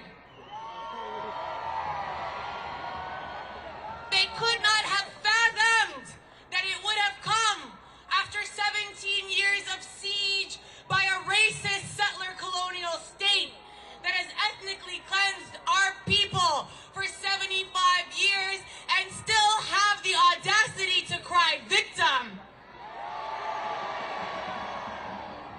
Israel and the United States are jointly complicit in the ongoing Nakba in Palestine. Together, they are rendering international law worthless and irrelevant. Every single tribunal, from Nuremberg to Rwanda, from Bosnia to Cambodia, every prosecution at the ICC was meant to atone for our moral failures, to protect us from ourselves, and today we failed to stop. Today we failed to stop the skies from crashing down in white phosphorus flames onto Palestinian dreams, memories, potential, onto Palestinian babies, not old enough to beseech you to have mercy upon them. We are here now with them and for them to demand a ceasefire. We are here because Palestine reveals the naked hypocrisy of Western universalism. It reveals our enduring colonial reality, and it offers a glimpse into a future without colonialism. Palestine, where a valiant people have always existed, where survivors and fighters continue to affirm that they belong to a land upon which there is a life worth living. على هذه الأرض يستحق الحياة. على هذه الأرض سنزرع المستقبل. We are like all trees, like the ones that our ancestors planted. We are unshaken. We are unmoved. We are undeniable. Stand with us in this promise. We promise, Palestine still promises, that we will all be free. Free Palestine. Free Palestine. Free Palestine. Free Palestine.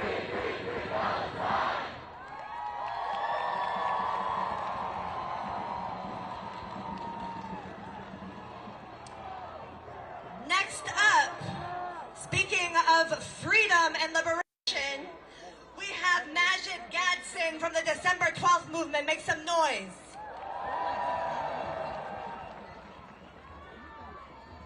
Free Palestine. Free Palestine. Free Palestine. Free Palestine. Peace, family. We need a medic in the center by the press riser. A medic, we're good? We're still waiting for a medic by the press riser. Peace, family. My comrades and I are here to give a statement from the December 12th movement, a Pan-African human rights organization.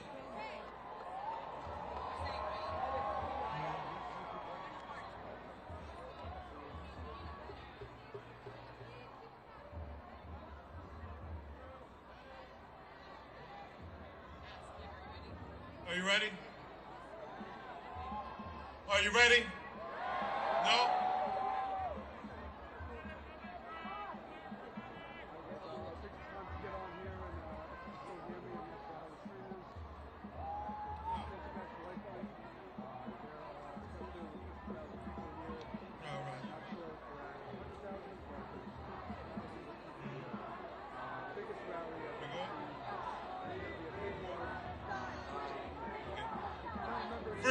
Free Palestine! Free Palestine! Free Palestine! Free Palestine! Peace, family. My comrades and I are here to give a brief statement from the December 12th movement, which is a Pan-African human rights organization.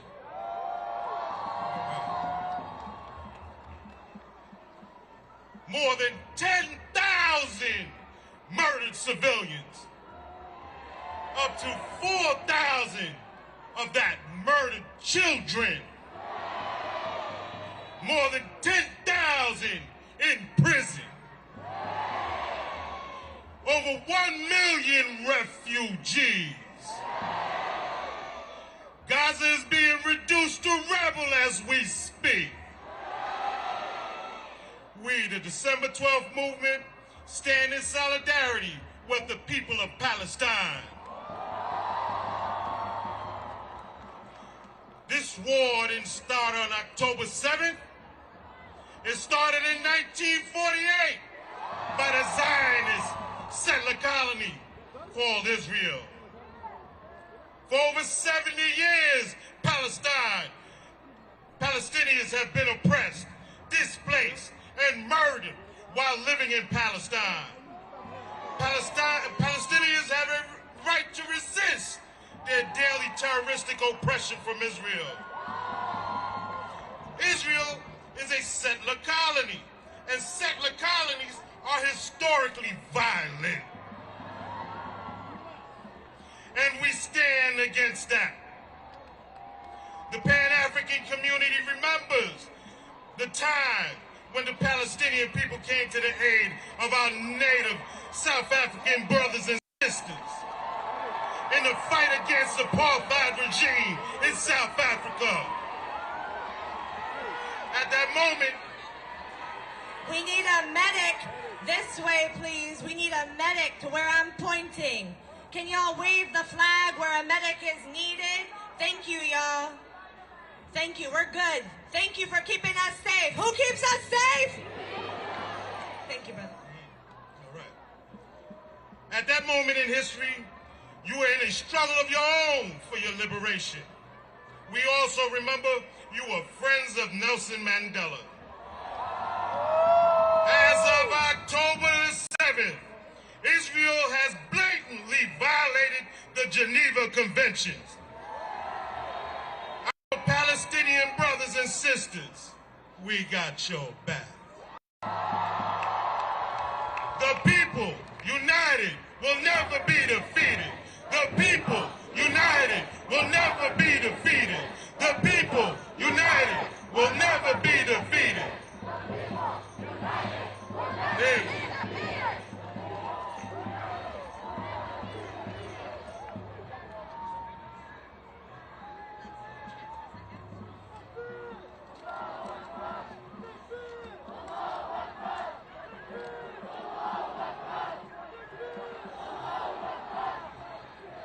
One, two, three, four.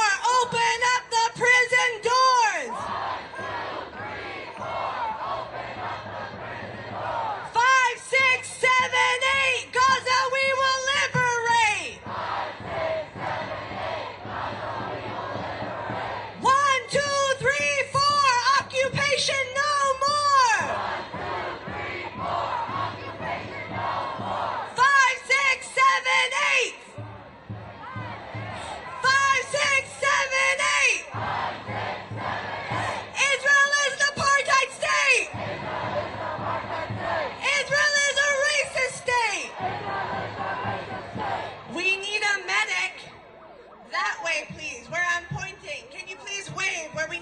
traumatic. Make sure you're drinking water. Make sure you're taking care of each other. It's a long day. We're out here in the streets. We want to stay out here in the streets.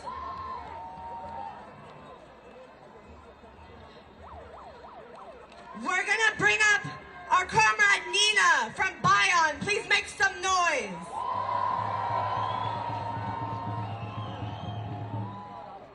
It is breathtaking and humbling and amazing to be here with you all today. So make some noise for yourselves.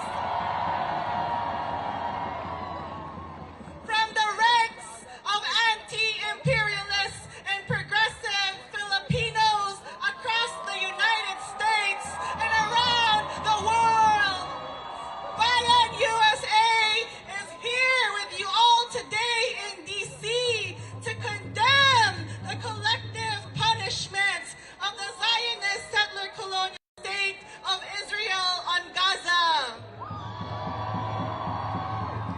We Filipinos are here to call for a ceasefire and end to genocide.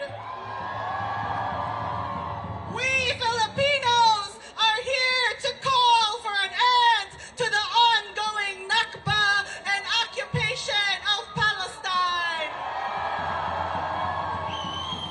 And best believe we Filipinos are here wholeheartedly and unequivocally in solidarity with the national liberation of Palestine.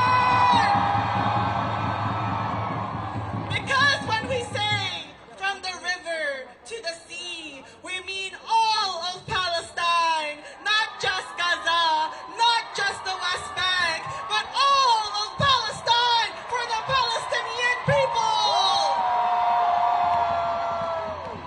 As Filipinos, we know what it is like to struggle against foreign occupation and domination, what it is like to fight for national liberation across generations. For centuries, the Philippines was colonized by Spain, then colonized by the United States, and up to today remains a U.S. neo-colony. And today, the United States uses its puppets in Israel and the government republic of the Philippines to assert its geopolitical and economic interests in the Middle East and Southeast Asia. The Philippines is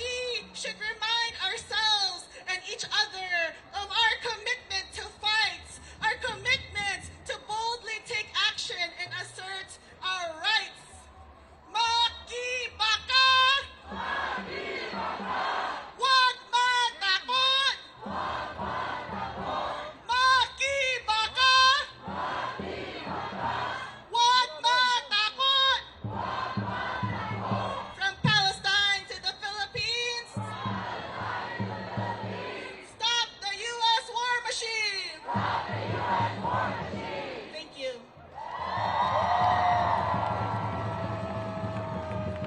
We now want to invite, coming from New Jersey, Rania Mustafa from the Palestinian American Community Center.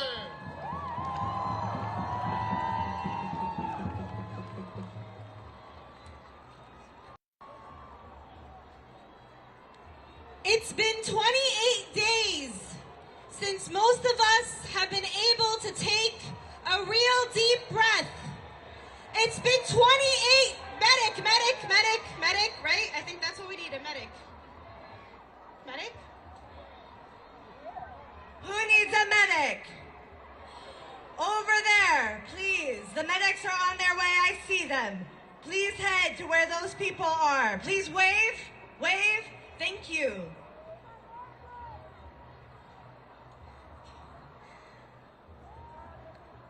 It's been 28 days since most of us have been able to take a deep breath. It's been 28 days since most of us have actually had some sleep. It's been 28 days of us being glued to our phones, waiting on the next update, waiting to hear from social media, waiting from that text from our loved one or friend. It's been 28 days of our emotions filled with grief and encompassed by guilt. It's been 28 days since we realized that we have to convince the world of our humanity. To many of us, we've realized that to the world we are lesser than. To many, we don't deserve life and self-determination like any human being deserves. For years, we were silenced, forced to be okay with the bare minimum. Those days are long over. 9,527 people in Gaza and 3,826 children. Of them, if 3,826 children have been murdered.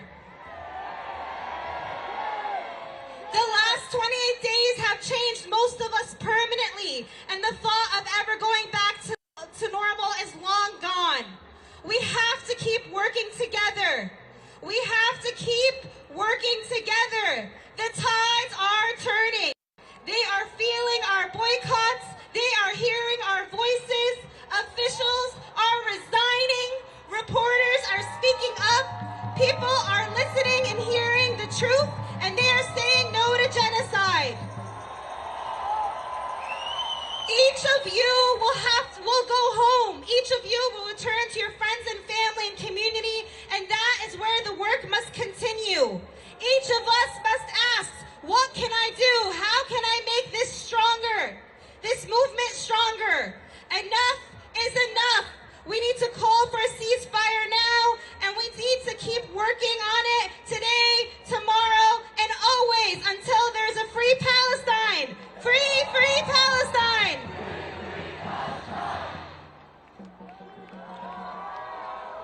We now want to salute the resistance of the indigenous people of this land. We welcome to the stage our dear sister, Crystal Tubals of Honor the Earth.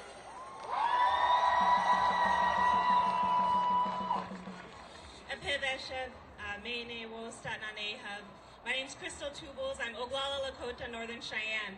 I come from Lakota and Cheyenne territories in what's now called Montana and South Dakota. I'm here with my little sisters, Siam, Takaya, and little brother, Denzel, who's coming from what's now known as British Columbia. We come to you today as people who recognize in our spirits that we share a story. And like you, we know who we come from and where we come from.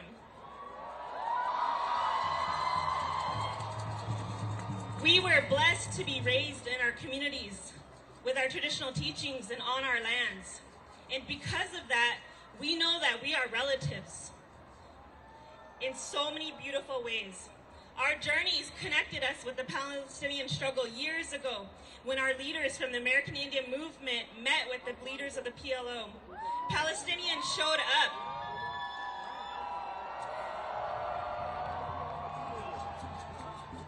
Palestinians showed up and held security at Wounded Knee occupation in 1973. And when our people started to attend the United Nations, it was Palestinians who showed us the ropes. They came to our territories in so-called British Columbia and offered tactical skills training to our people. For me personally, it was Standing Rock, where I recognized our deep connection, and that sealed my relationship deep into my heart and spirit with Palestinian people. We are here today as people who descend from warriors and survivors of attempted genocide. But we weren't supposed to be here today. We weren't supposed to survive this settler colonial project. They tried to massacre us. We have stories about the atrocities that they did to our people, cutting off body parts of men and women, parading them through the streets on necklaces and spears. They tried to kill our life sources. They tried to take out the buffalo and the salmon and contaminate our waters. They forcibly removed us from our lands and chased us down like animals when we tried to return home. They sterilized our women and kidnapped our children and tried to kill the and save the man. And when they failed, because they failed, they now try to silence us and erase us from the history books.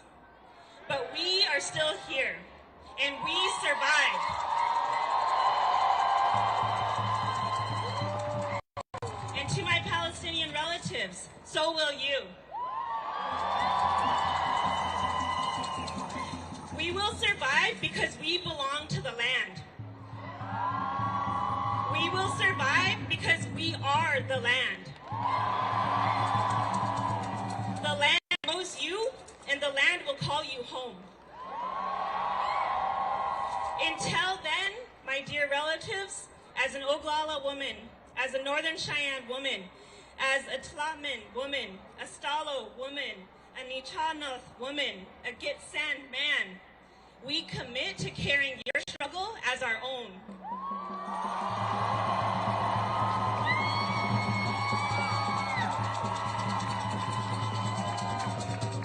We are stronger together, and there is nothing our oppressors can do that will ever sever that relationship. And to our relatives still in Palestine, we know that you will never stop fighting, and we will never stop fighting next to you.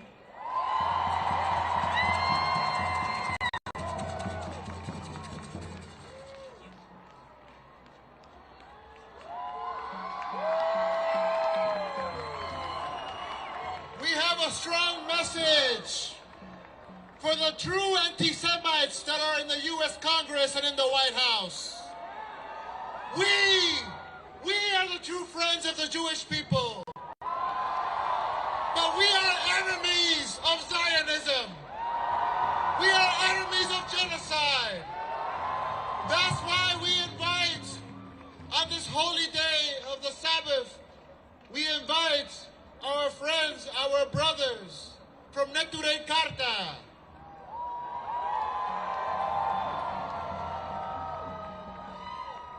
Hello, my name is Richie Marino. I'm with Workers World, and I'm also with the Bronx Anti-War Coalition. And I'm very proud to be reading a speech prepared by Neture Karta International for the rally in Washington, D.C. on Saturday, November 4th, 2023. With the help of the Almighty, Assalamu Alaikum, due to religious restrictions of the Jewish Sabbath, we apologize that we cannot speak to you using the microphone, but we want to use this opportunity to express our solidarity with the suffering and persecuted people of Gaza and Palestine.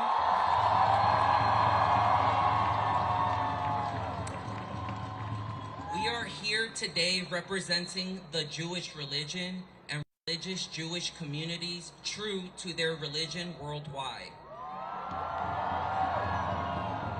to voice our horror and to condemn the horrific genocide of innocent men, women, and children occurring now in Gaza, and the ongoing brutal occupation of Palestine for over 75 years.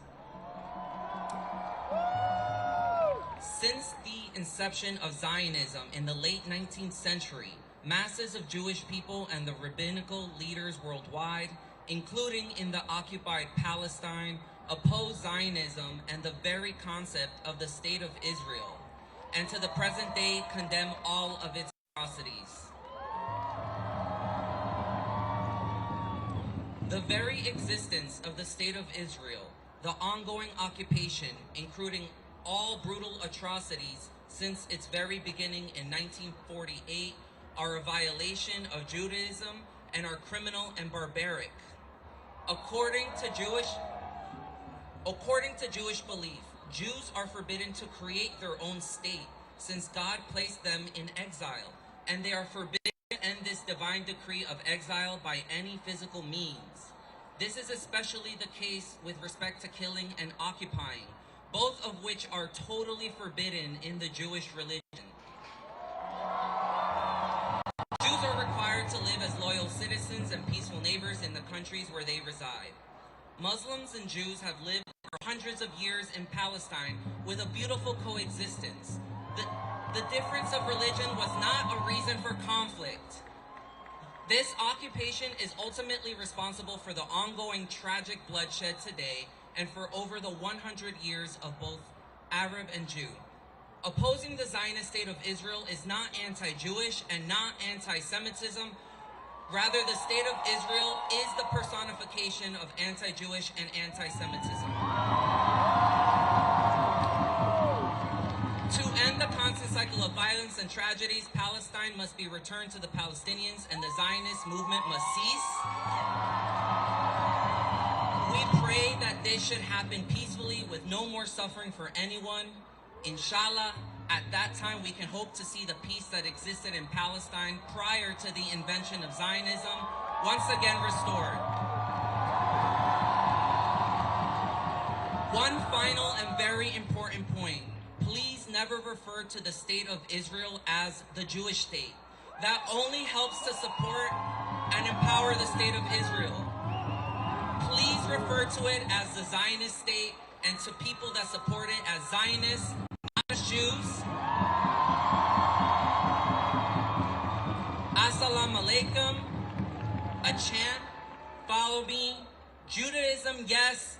Zionism, no. The State of Israel must go.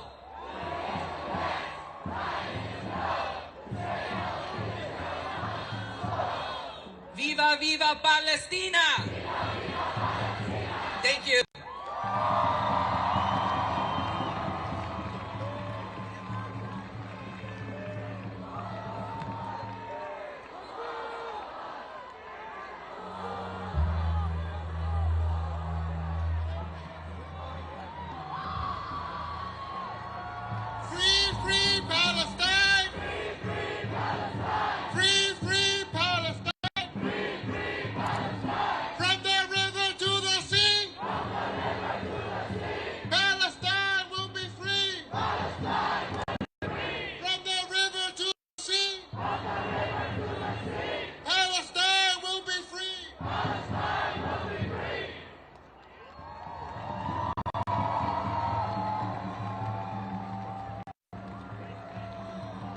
MashaAllah, we love the children.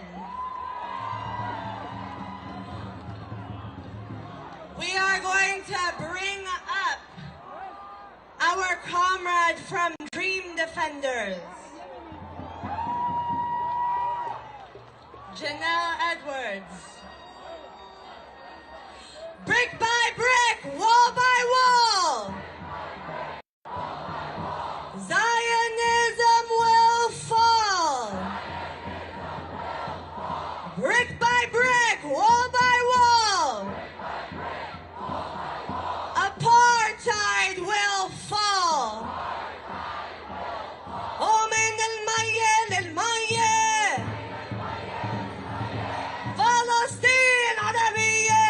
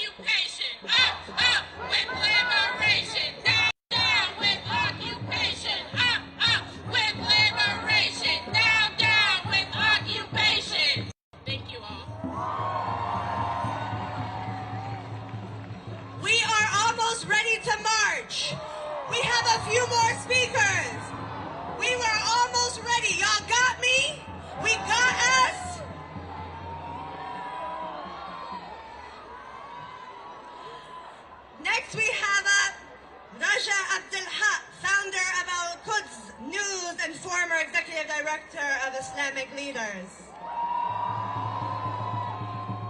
Assalamu alaikum. Brothers and sisters, I'm asked to be very quick, so I'll do my best very quick. But we are at a pivotal moment, not when it comes to the Palestinian cause only. We are at a pivotal moment of the global fight against Western hegemony, Western imperialism, and Western colonialism. This genocide against the Palestinian liberation movement does not only aim to eradicate the Palestinian resistance in Gaza. This genocide aims to eradicate the struggle against capitalism and Western colonialism. Brothers and sisters, the people of Gaza are not standing tall against the genocide, against Israeli occupation. They're standing tall against American imperialism, an imperialism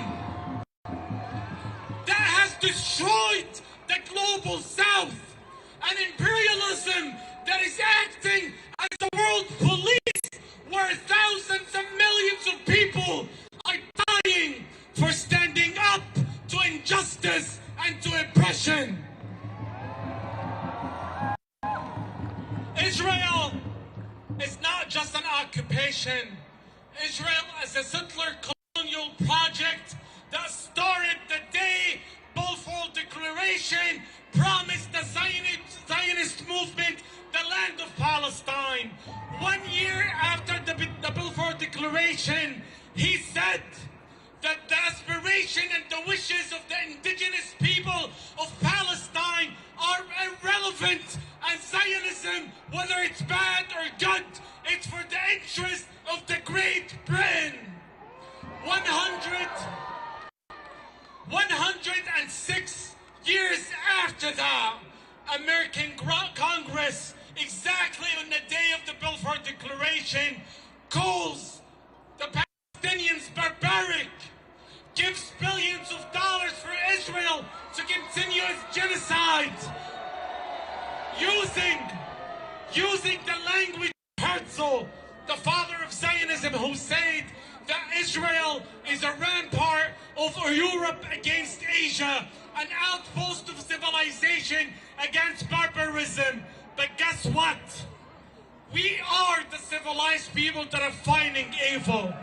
Gaza, and I'll end with this and say that Gaza resembles resistance. Gaza symbolizes dedication and steadfastness. Gaza symbolizes resilience. Gaza resembles the fight against the idea of dignity. We are being asked to be robots that are only good for consumerism, to be customers of the latest phones instead of people who have dignity and pride. So I need all of you today to say that we are Gaza, because if Gaza falls, we fall, and if we fall and Gaza falls, Western imperialism wins, evil win, and the rest of the world will collapse. So I need you to shout from here to the rest of the world that we are Gaza. We are Gaza. We are Gaza. We are Gaza. And we are Gaza. Thank you. Assalamu alaikum.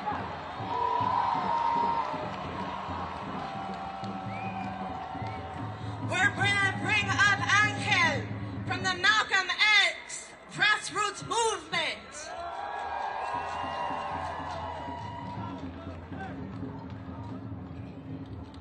Free the land!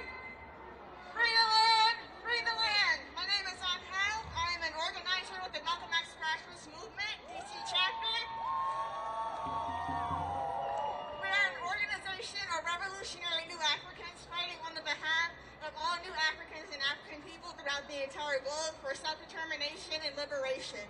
I will be reading a statement on behalf of the organization in solidarity with Haiti and Palestine.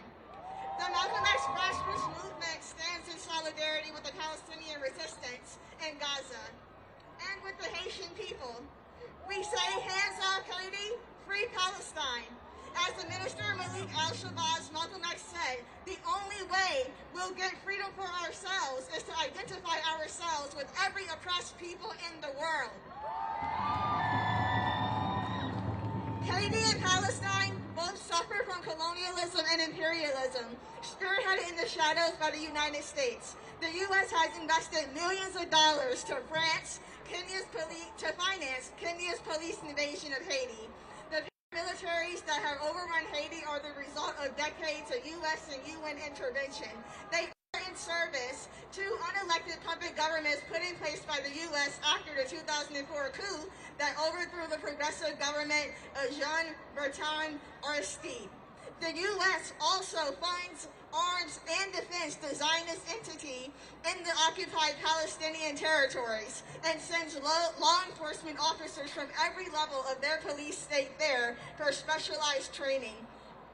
Metropolitan Police Department here in D.C. being one of those police departments that gets sent to train in Israel to come back here and brutalize, terrorize, and kill black and brown residents in D.C.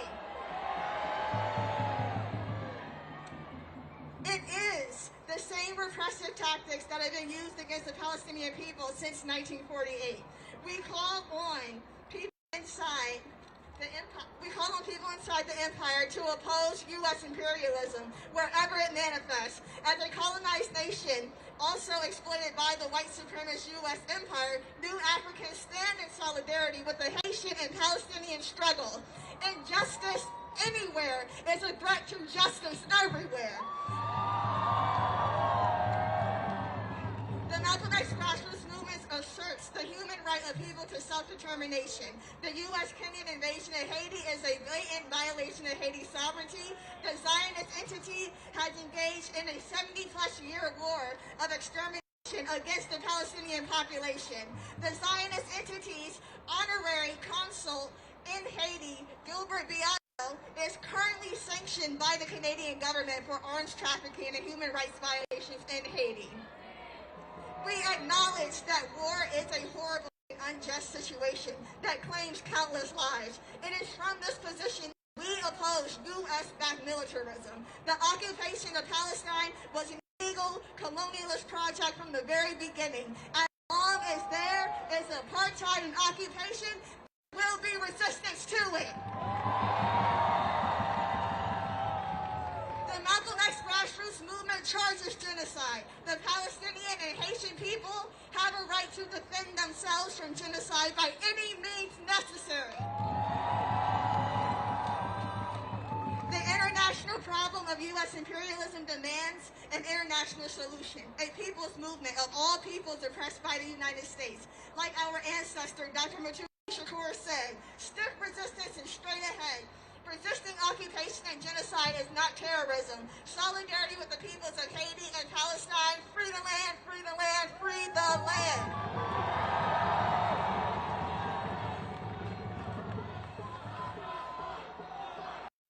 We are so close, y'all.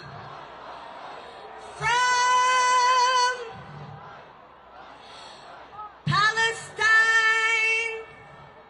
we say, end the occupation now! End the occupation now! The people demand ceasefire now! Ceasefire now! Ceasefire now! Are y'all there? Ceasefire now! Next up, we have Nick Tilson and Indian Collective. Make some noise, y'all.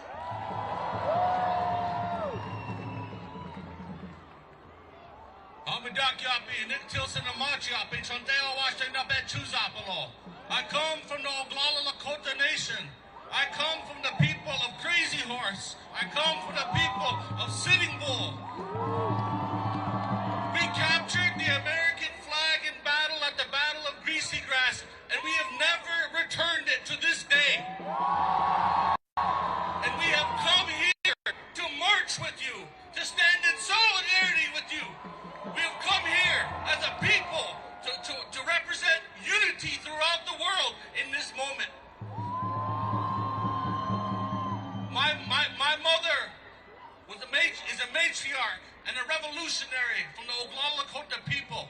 My grandfather was a Jewish anti-Zionist organizer who stood with Palestine since the Six-Day War, and he embedded that into my heart. So I'm here with you, with my brothers, with my sisters, with my relatives. No matter what they have done to try to wipe us out from history, to try to erase us, to put us through boarding schools, to take our land, to try to take our language, they were not successful. So we are here with you. And in this battle, we will not stop no matter what.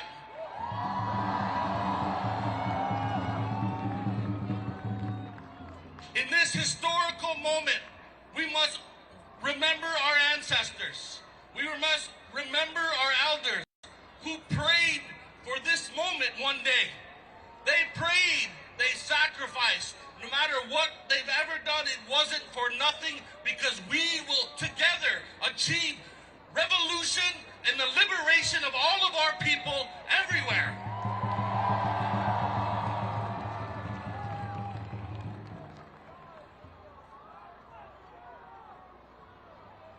In our ceremonies, they told us something one time. A message from Crazy Horse. They told us and they asked us, how long are you going to let other people decide the future for your children? Are you not warriors? When I look out on this crowd today, I see warriors. One Cuban revolutionary once said that revolution is not a bed of roses. It is a struggle between the past and the future. My relatives, we are in struggle, therefore we are in revolution. Okay.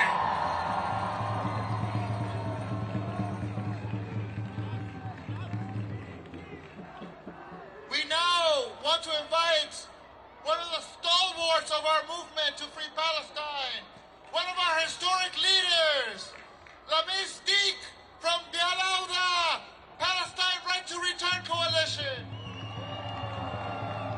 Assalamu alaikum wa rahmatullah.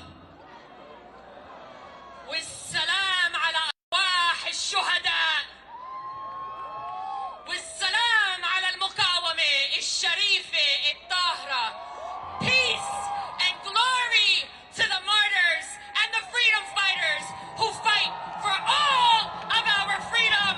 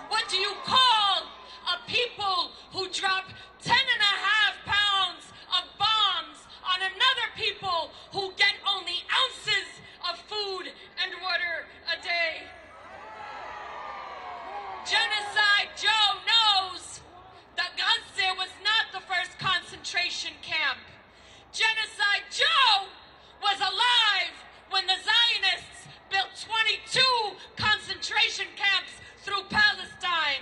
Genocide Joe was alive when they negotiated with the U.S. government for their release. We are not here just to speak truth to power, but to implement that truth. And it is not only that we will not vote if they don't stop the genocide, no. We're here to make the inescapable truth inescapable for them. Just today, I'm an attorney, we filed a notice and demand to the members of Congress, letting them know that they will be prosecuted in criminal courts all over the world. That they will be sanctioned like they like to sanction us all over the world. The days of just speaking have ended, so when we tell you do not be afraid, this is about your future. Our words are not empty. 3 weeks ago, we convened an army of lawyers for all of you here and all over the world. And we remind the mainstream media that Joseph Goebbels, the genocide propagandist, was to face trial at Nuremberg before he shanked himself. And we intend to prosecute every media outlet that has mobilized our genocide.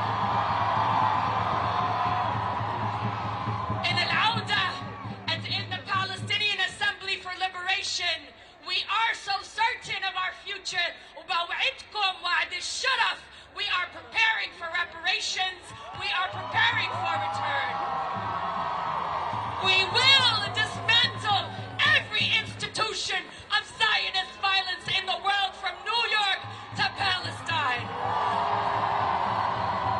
Wide, long live Palestine! Long live Palestine! Free Palestine! Free Palestine!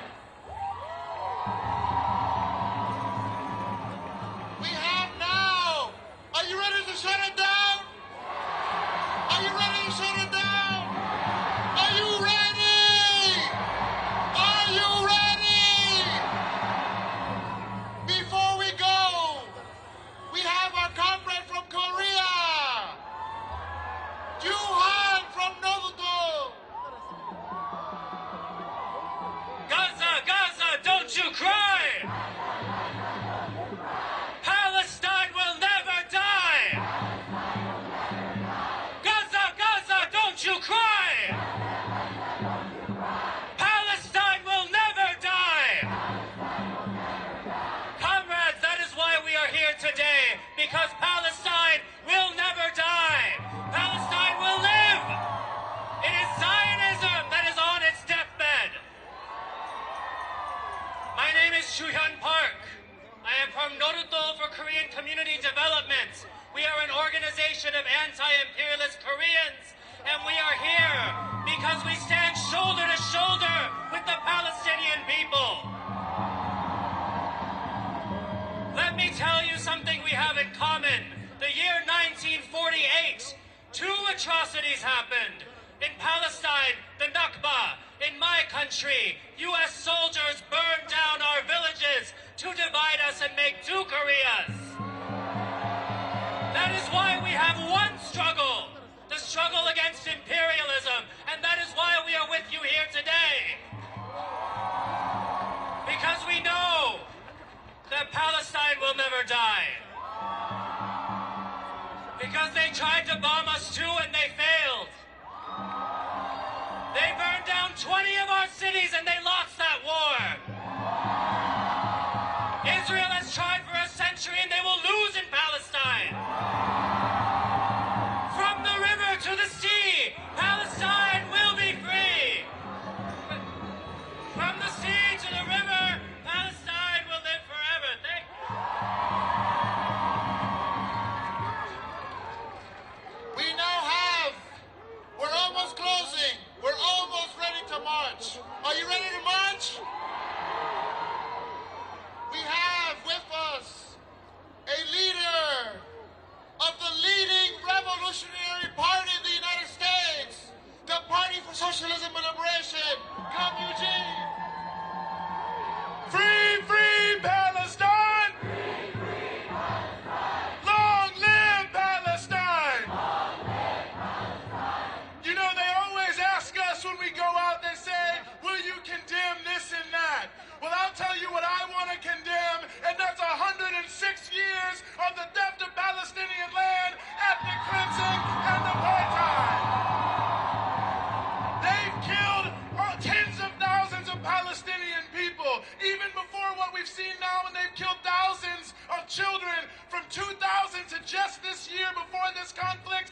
We're killing 100 children every year. That's what I condemn, the brutality of the Israeli apartheid forces.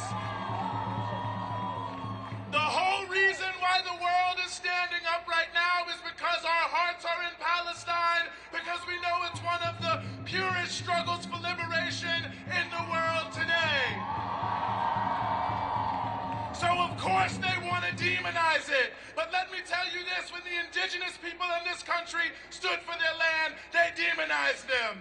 When the enslaved people of this country in Haiti rose to defend their human rights, they demonized them.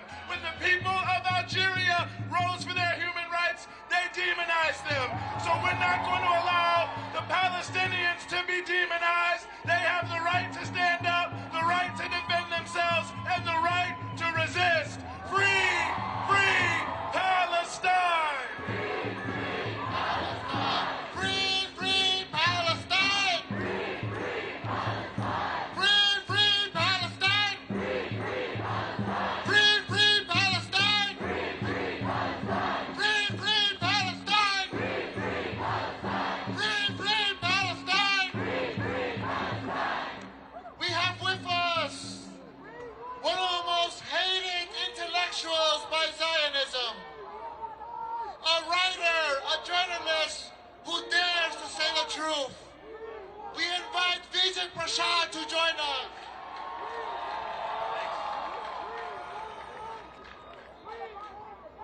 Prime Minister Benjamin Netanyahu, we are your worst nightmare. Prime Minister Benjamin Netanyahu, you are a war criminal. President Joe Biden, you are a war criminal. Prosecutor Karim Khan of the International Criminal Court, we put you on notice. You, Karim Khan, have to file warrants for arrest of Benjamin Netanyahu, war criminal, for Joe Biden, war criminal. We are the future. They are the past. This is the largest pro-Palestine demonstration in U.S. history. This is the largest demonstration for Palestine in U.S. history, and this will never be forgotten. This is not the culmination of anything. This is the beginning. This is the beginning. This is where it starts. It starts here. We march from here. We tell them from here. History begins now. From the river to the sea. From the river to the sea. Palestine will be free. We got our closing statement, y'all, on behalf of the Palestinian youth movement. All right. From the belly of the beast, no justice, no peace.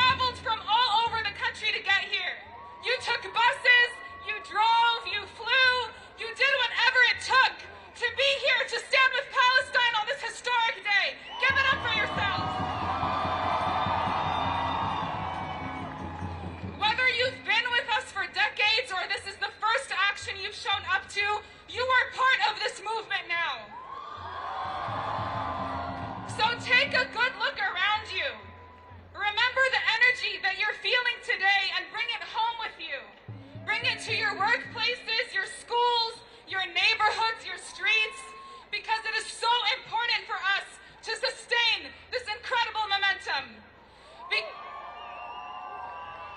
Because our people have made the same promise year after year for over 75 years that we will not back down until total liberation and return.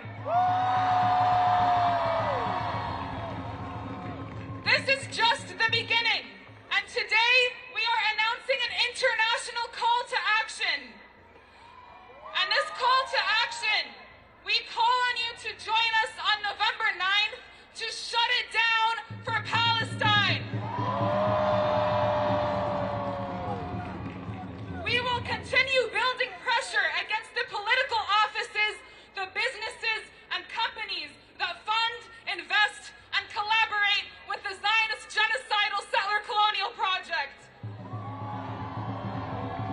So on November 9th, we are asking all of you, all members of our society around the world, to join us in demanding an immediate ceasefire, the end of all U.S. military aid to Israel, and to lift the siege on Gaza now. Walk out from your workplace or school, go to protests, organize teach-ins, wear your keffiyehs, and once you've planned your action, register it at shutitdown4palestine.org. That's shutitdown4palestine.org. And last thing, we ask you to pull out your phones if you can. You can text "shut it down" as one word to 833-648-0391.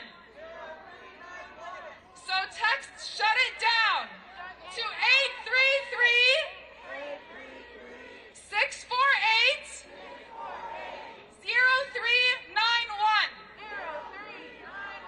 Or go to shutitdown4palestine.org so we can see the millions of actions that will be organized on November 9th to shut it down for Palestine. What do we want? When do we want it? What do we want? When do we want it? If we don't get it. If we don't get it. If we don't get it. Yo, we're gonna start marching. I'm gonna ask y'all to take care of each other. We're gonna start to move that way. Have some patience. We're ready. We've been out here like we said. If we don't get it, if we don't get it, if we don't get it, justice, you say how? We demand a ceasefire now. We want justice, you say how? We want justice, you say how? We demand a ceasefire now. Lift the siege on Gaza now. And no more USA to Israel, is that right? We need to start marching. Walk up to 14th Street. We're exiting the square. We're exiting Gaza Square through 14th Street. Pick up the coffins. Follow the coffins. Follow the flags. We are marching out of Gaza Square. We are marching to the White House. Are you ready to march to the White House? Are you ready? Are you ready? Pick up a sign. Pick up a flag. Now is the time to march. Free, free Palestine! Free, free Palestine! Long live Palestine! Free, free, free Palestine! Free, free, free Palestine! From the river to the sea! Palestine will be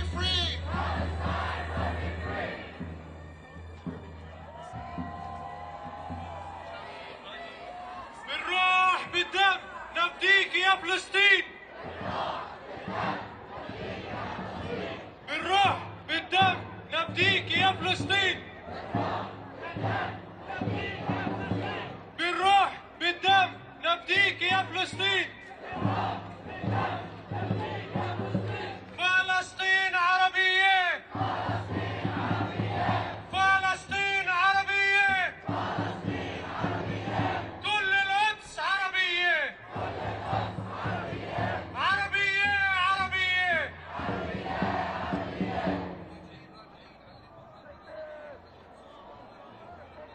يا شهيد ارتاح ارتاح. يا شهيد ارتاح ارتاح. والشباب كمل كفاح. يا شهيد ارتاح ارتاح. والشباب كمل كفاح. Free, free Palestine. Free, free Palestine. Free, free Gaza. Free, free Gaza. 1, 2, 3, 4. Occupation no more. 1, 2, 3, 4. Occupation no more. 1, 2, 3, 4. Occupation no more. 1, 2, 3, 4. Occupation no more.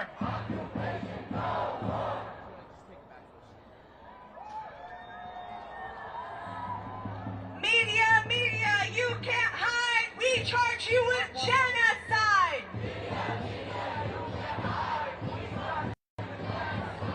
Media, media, you can't hide. We charge you with genocide.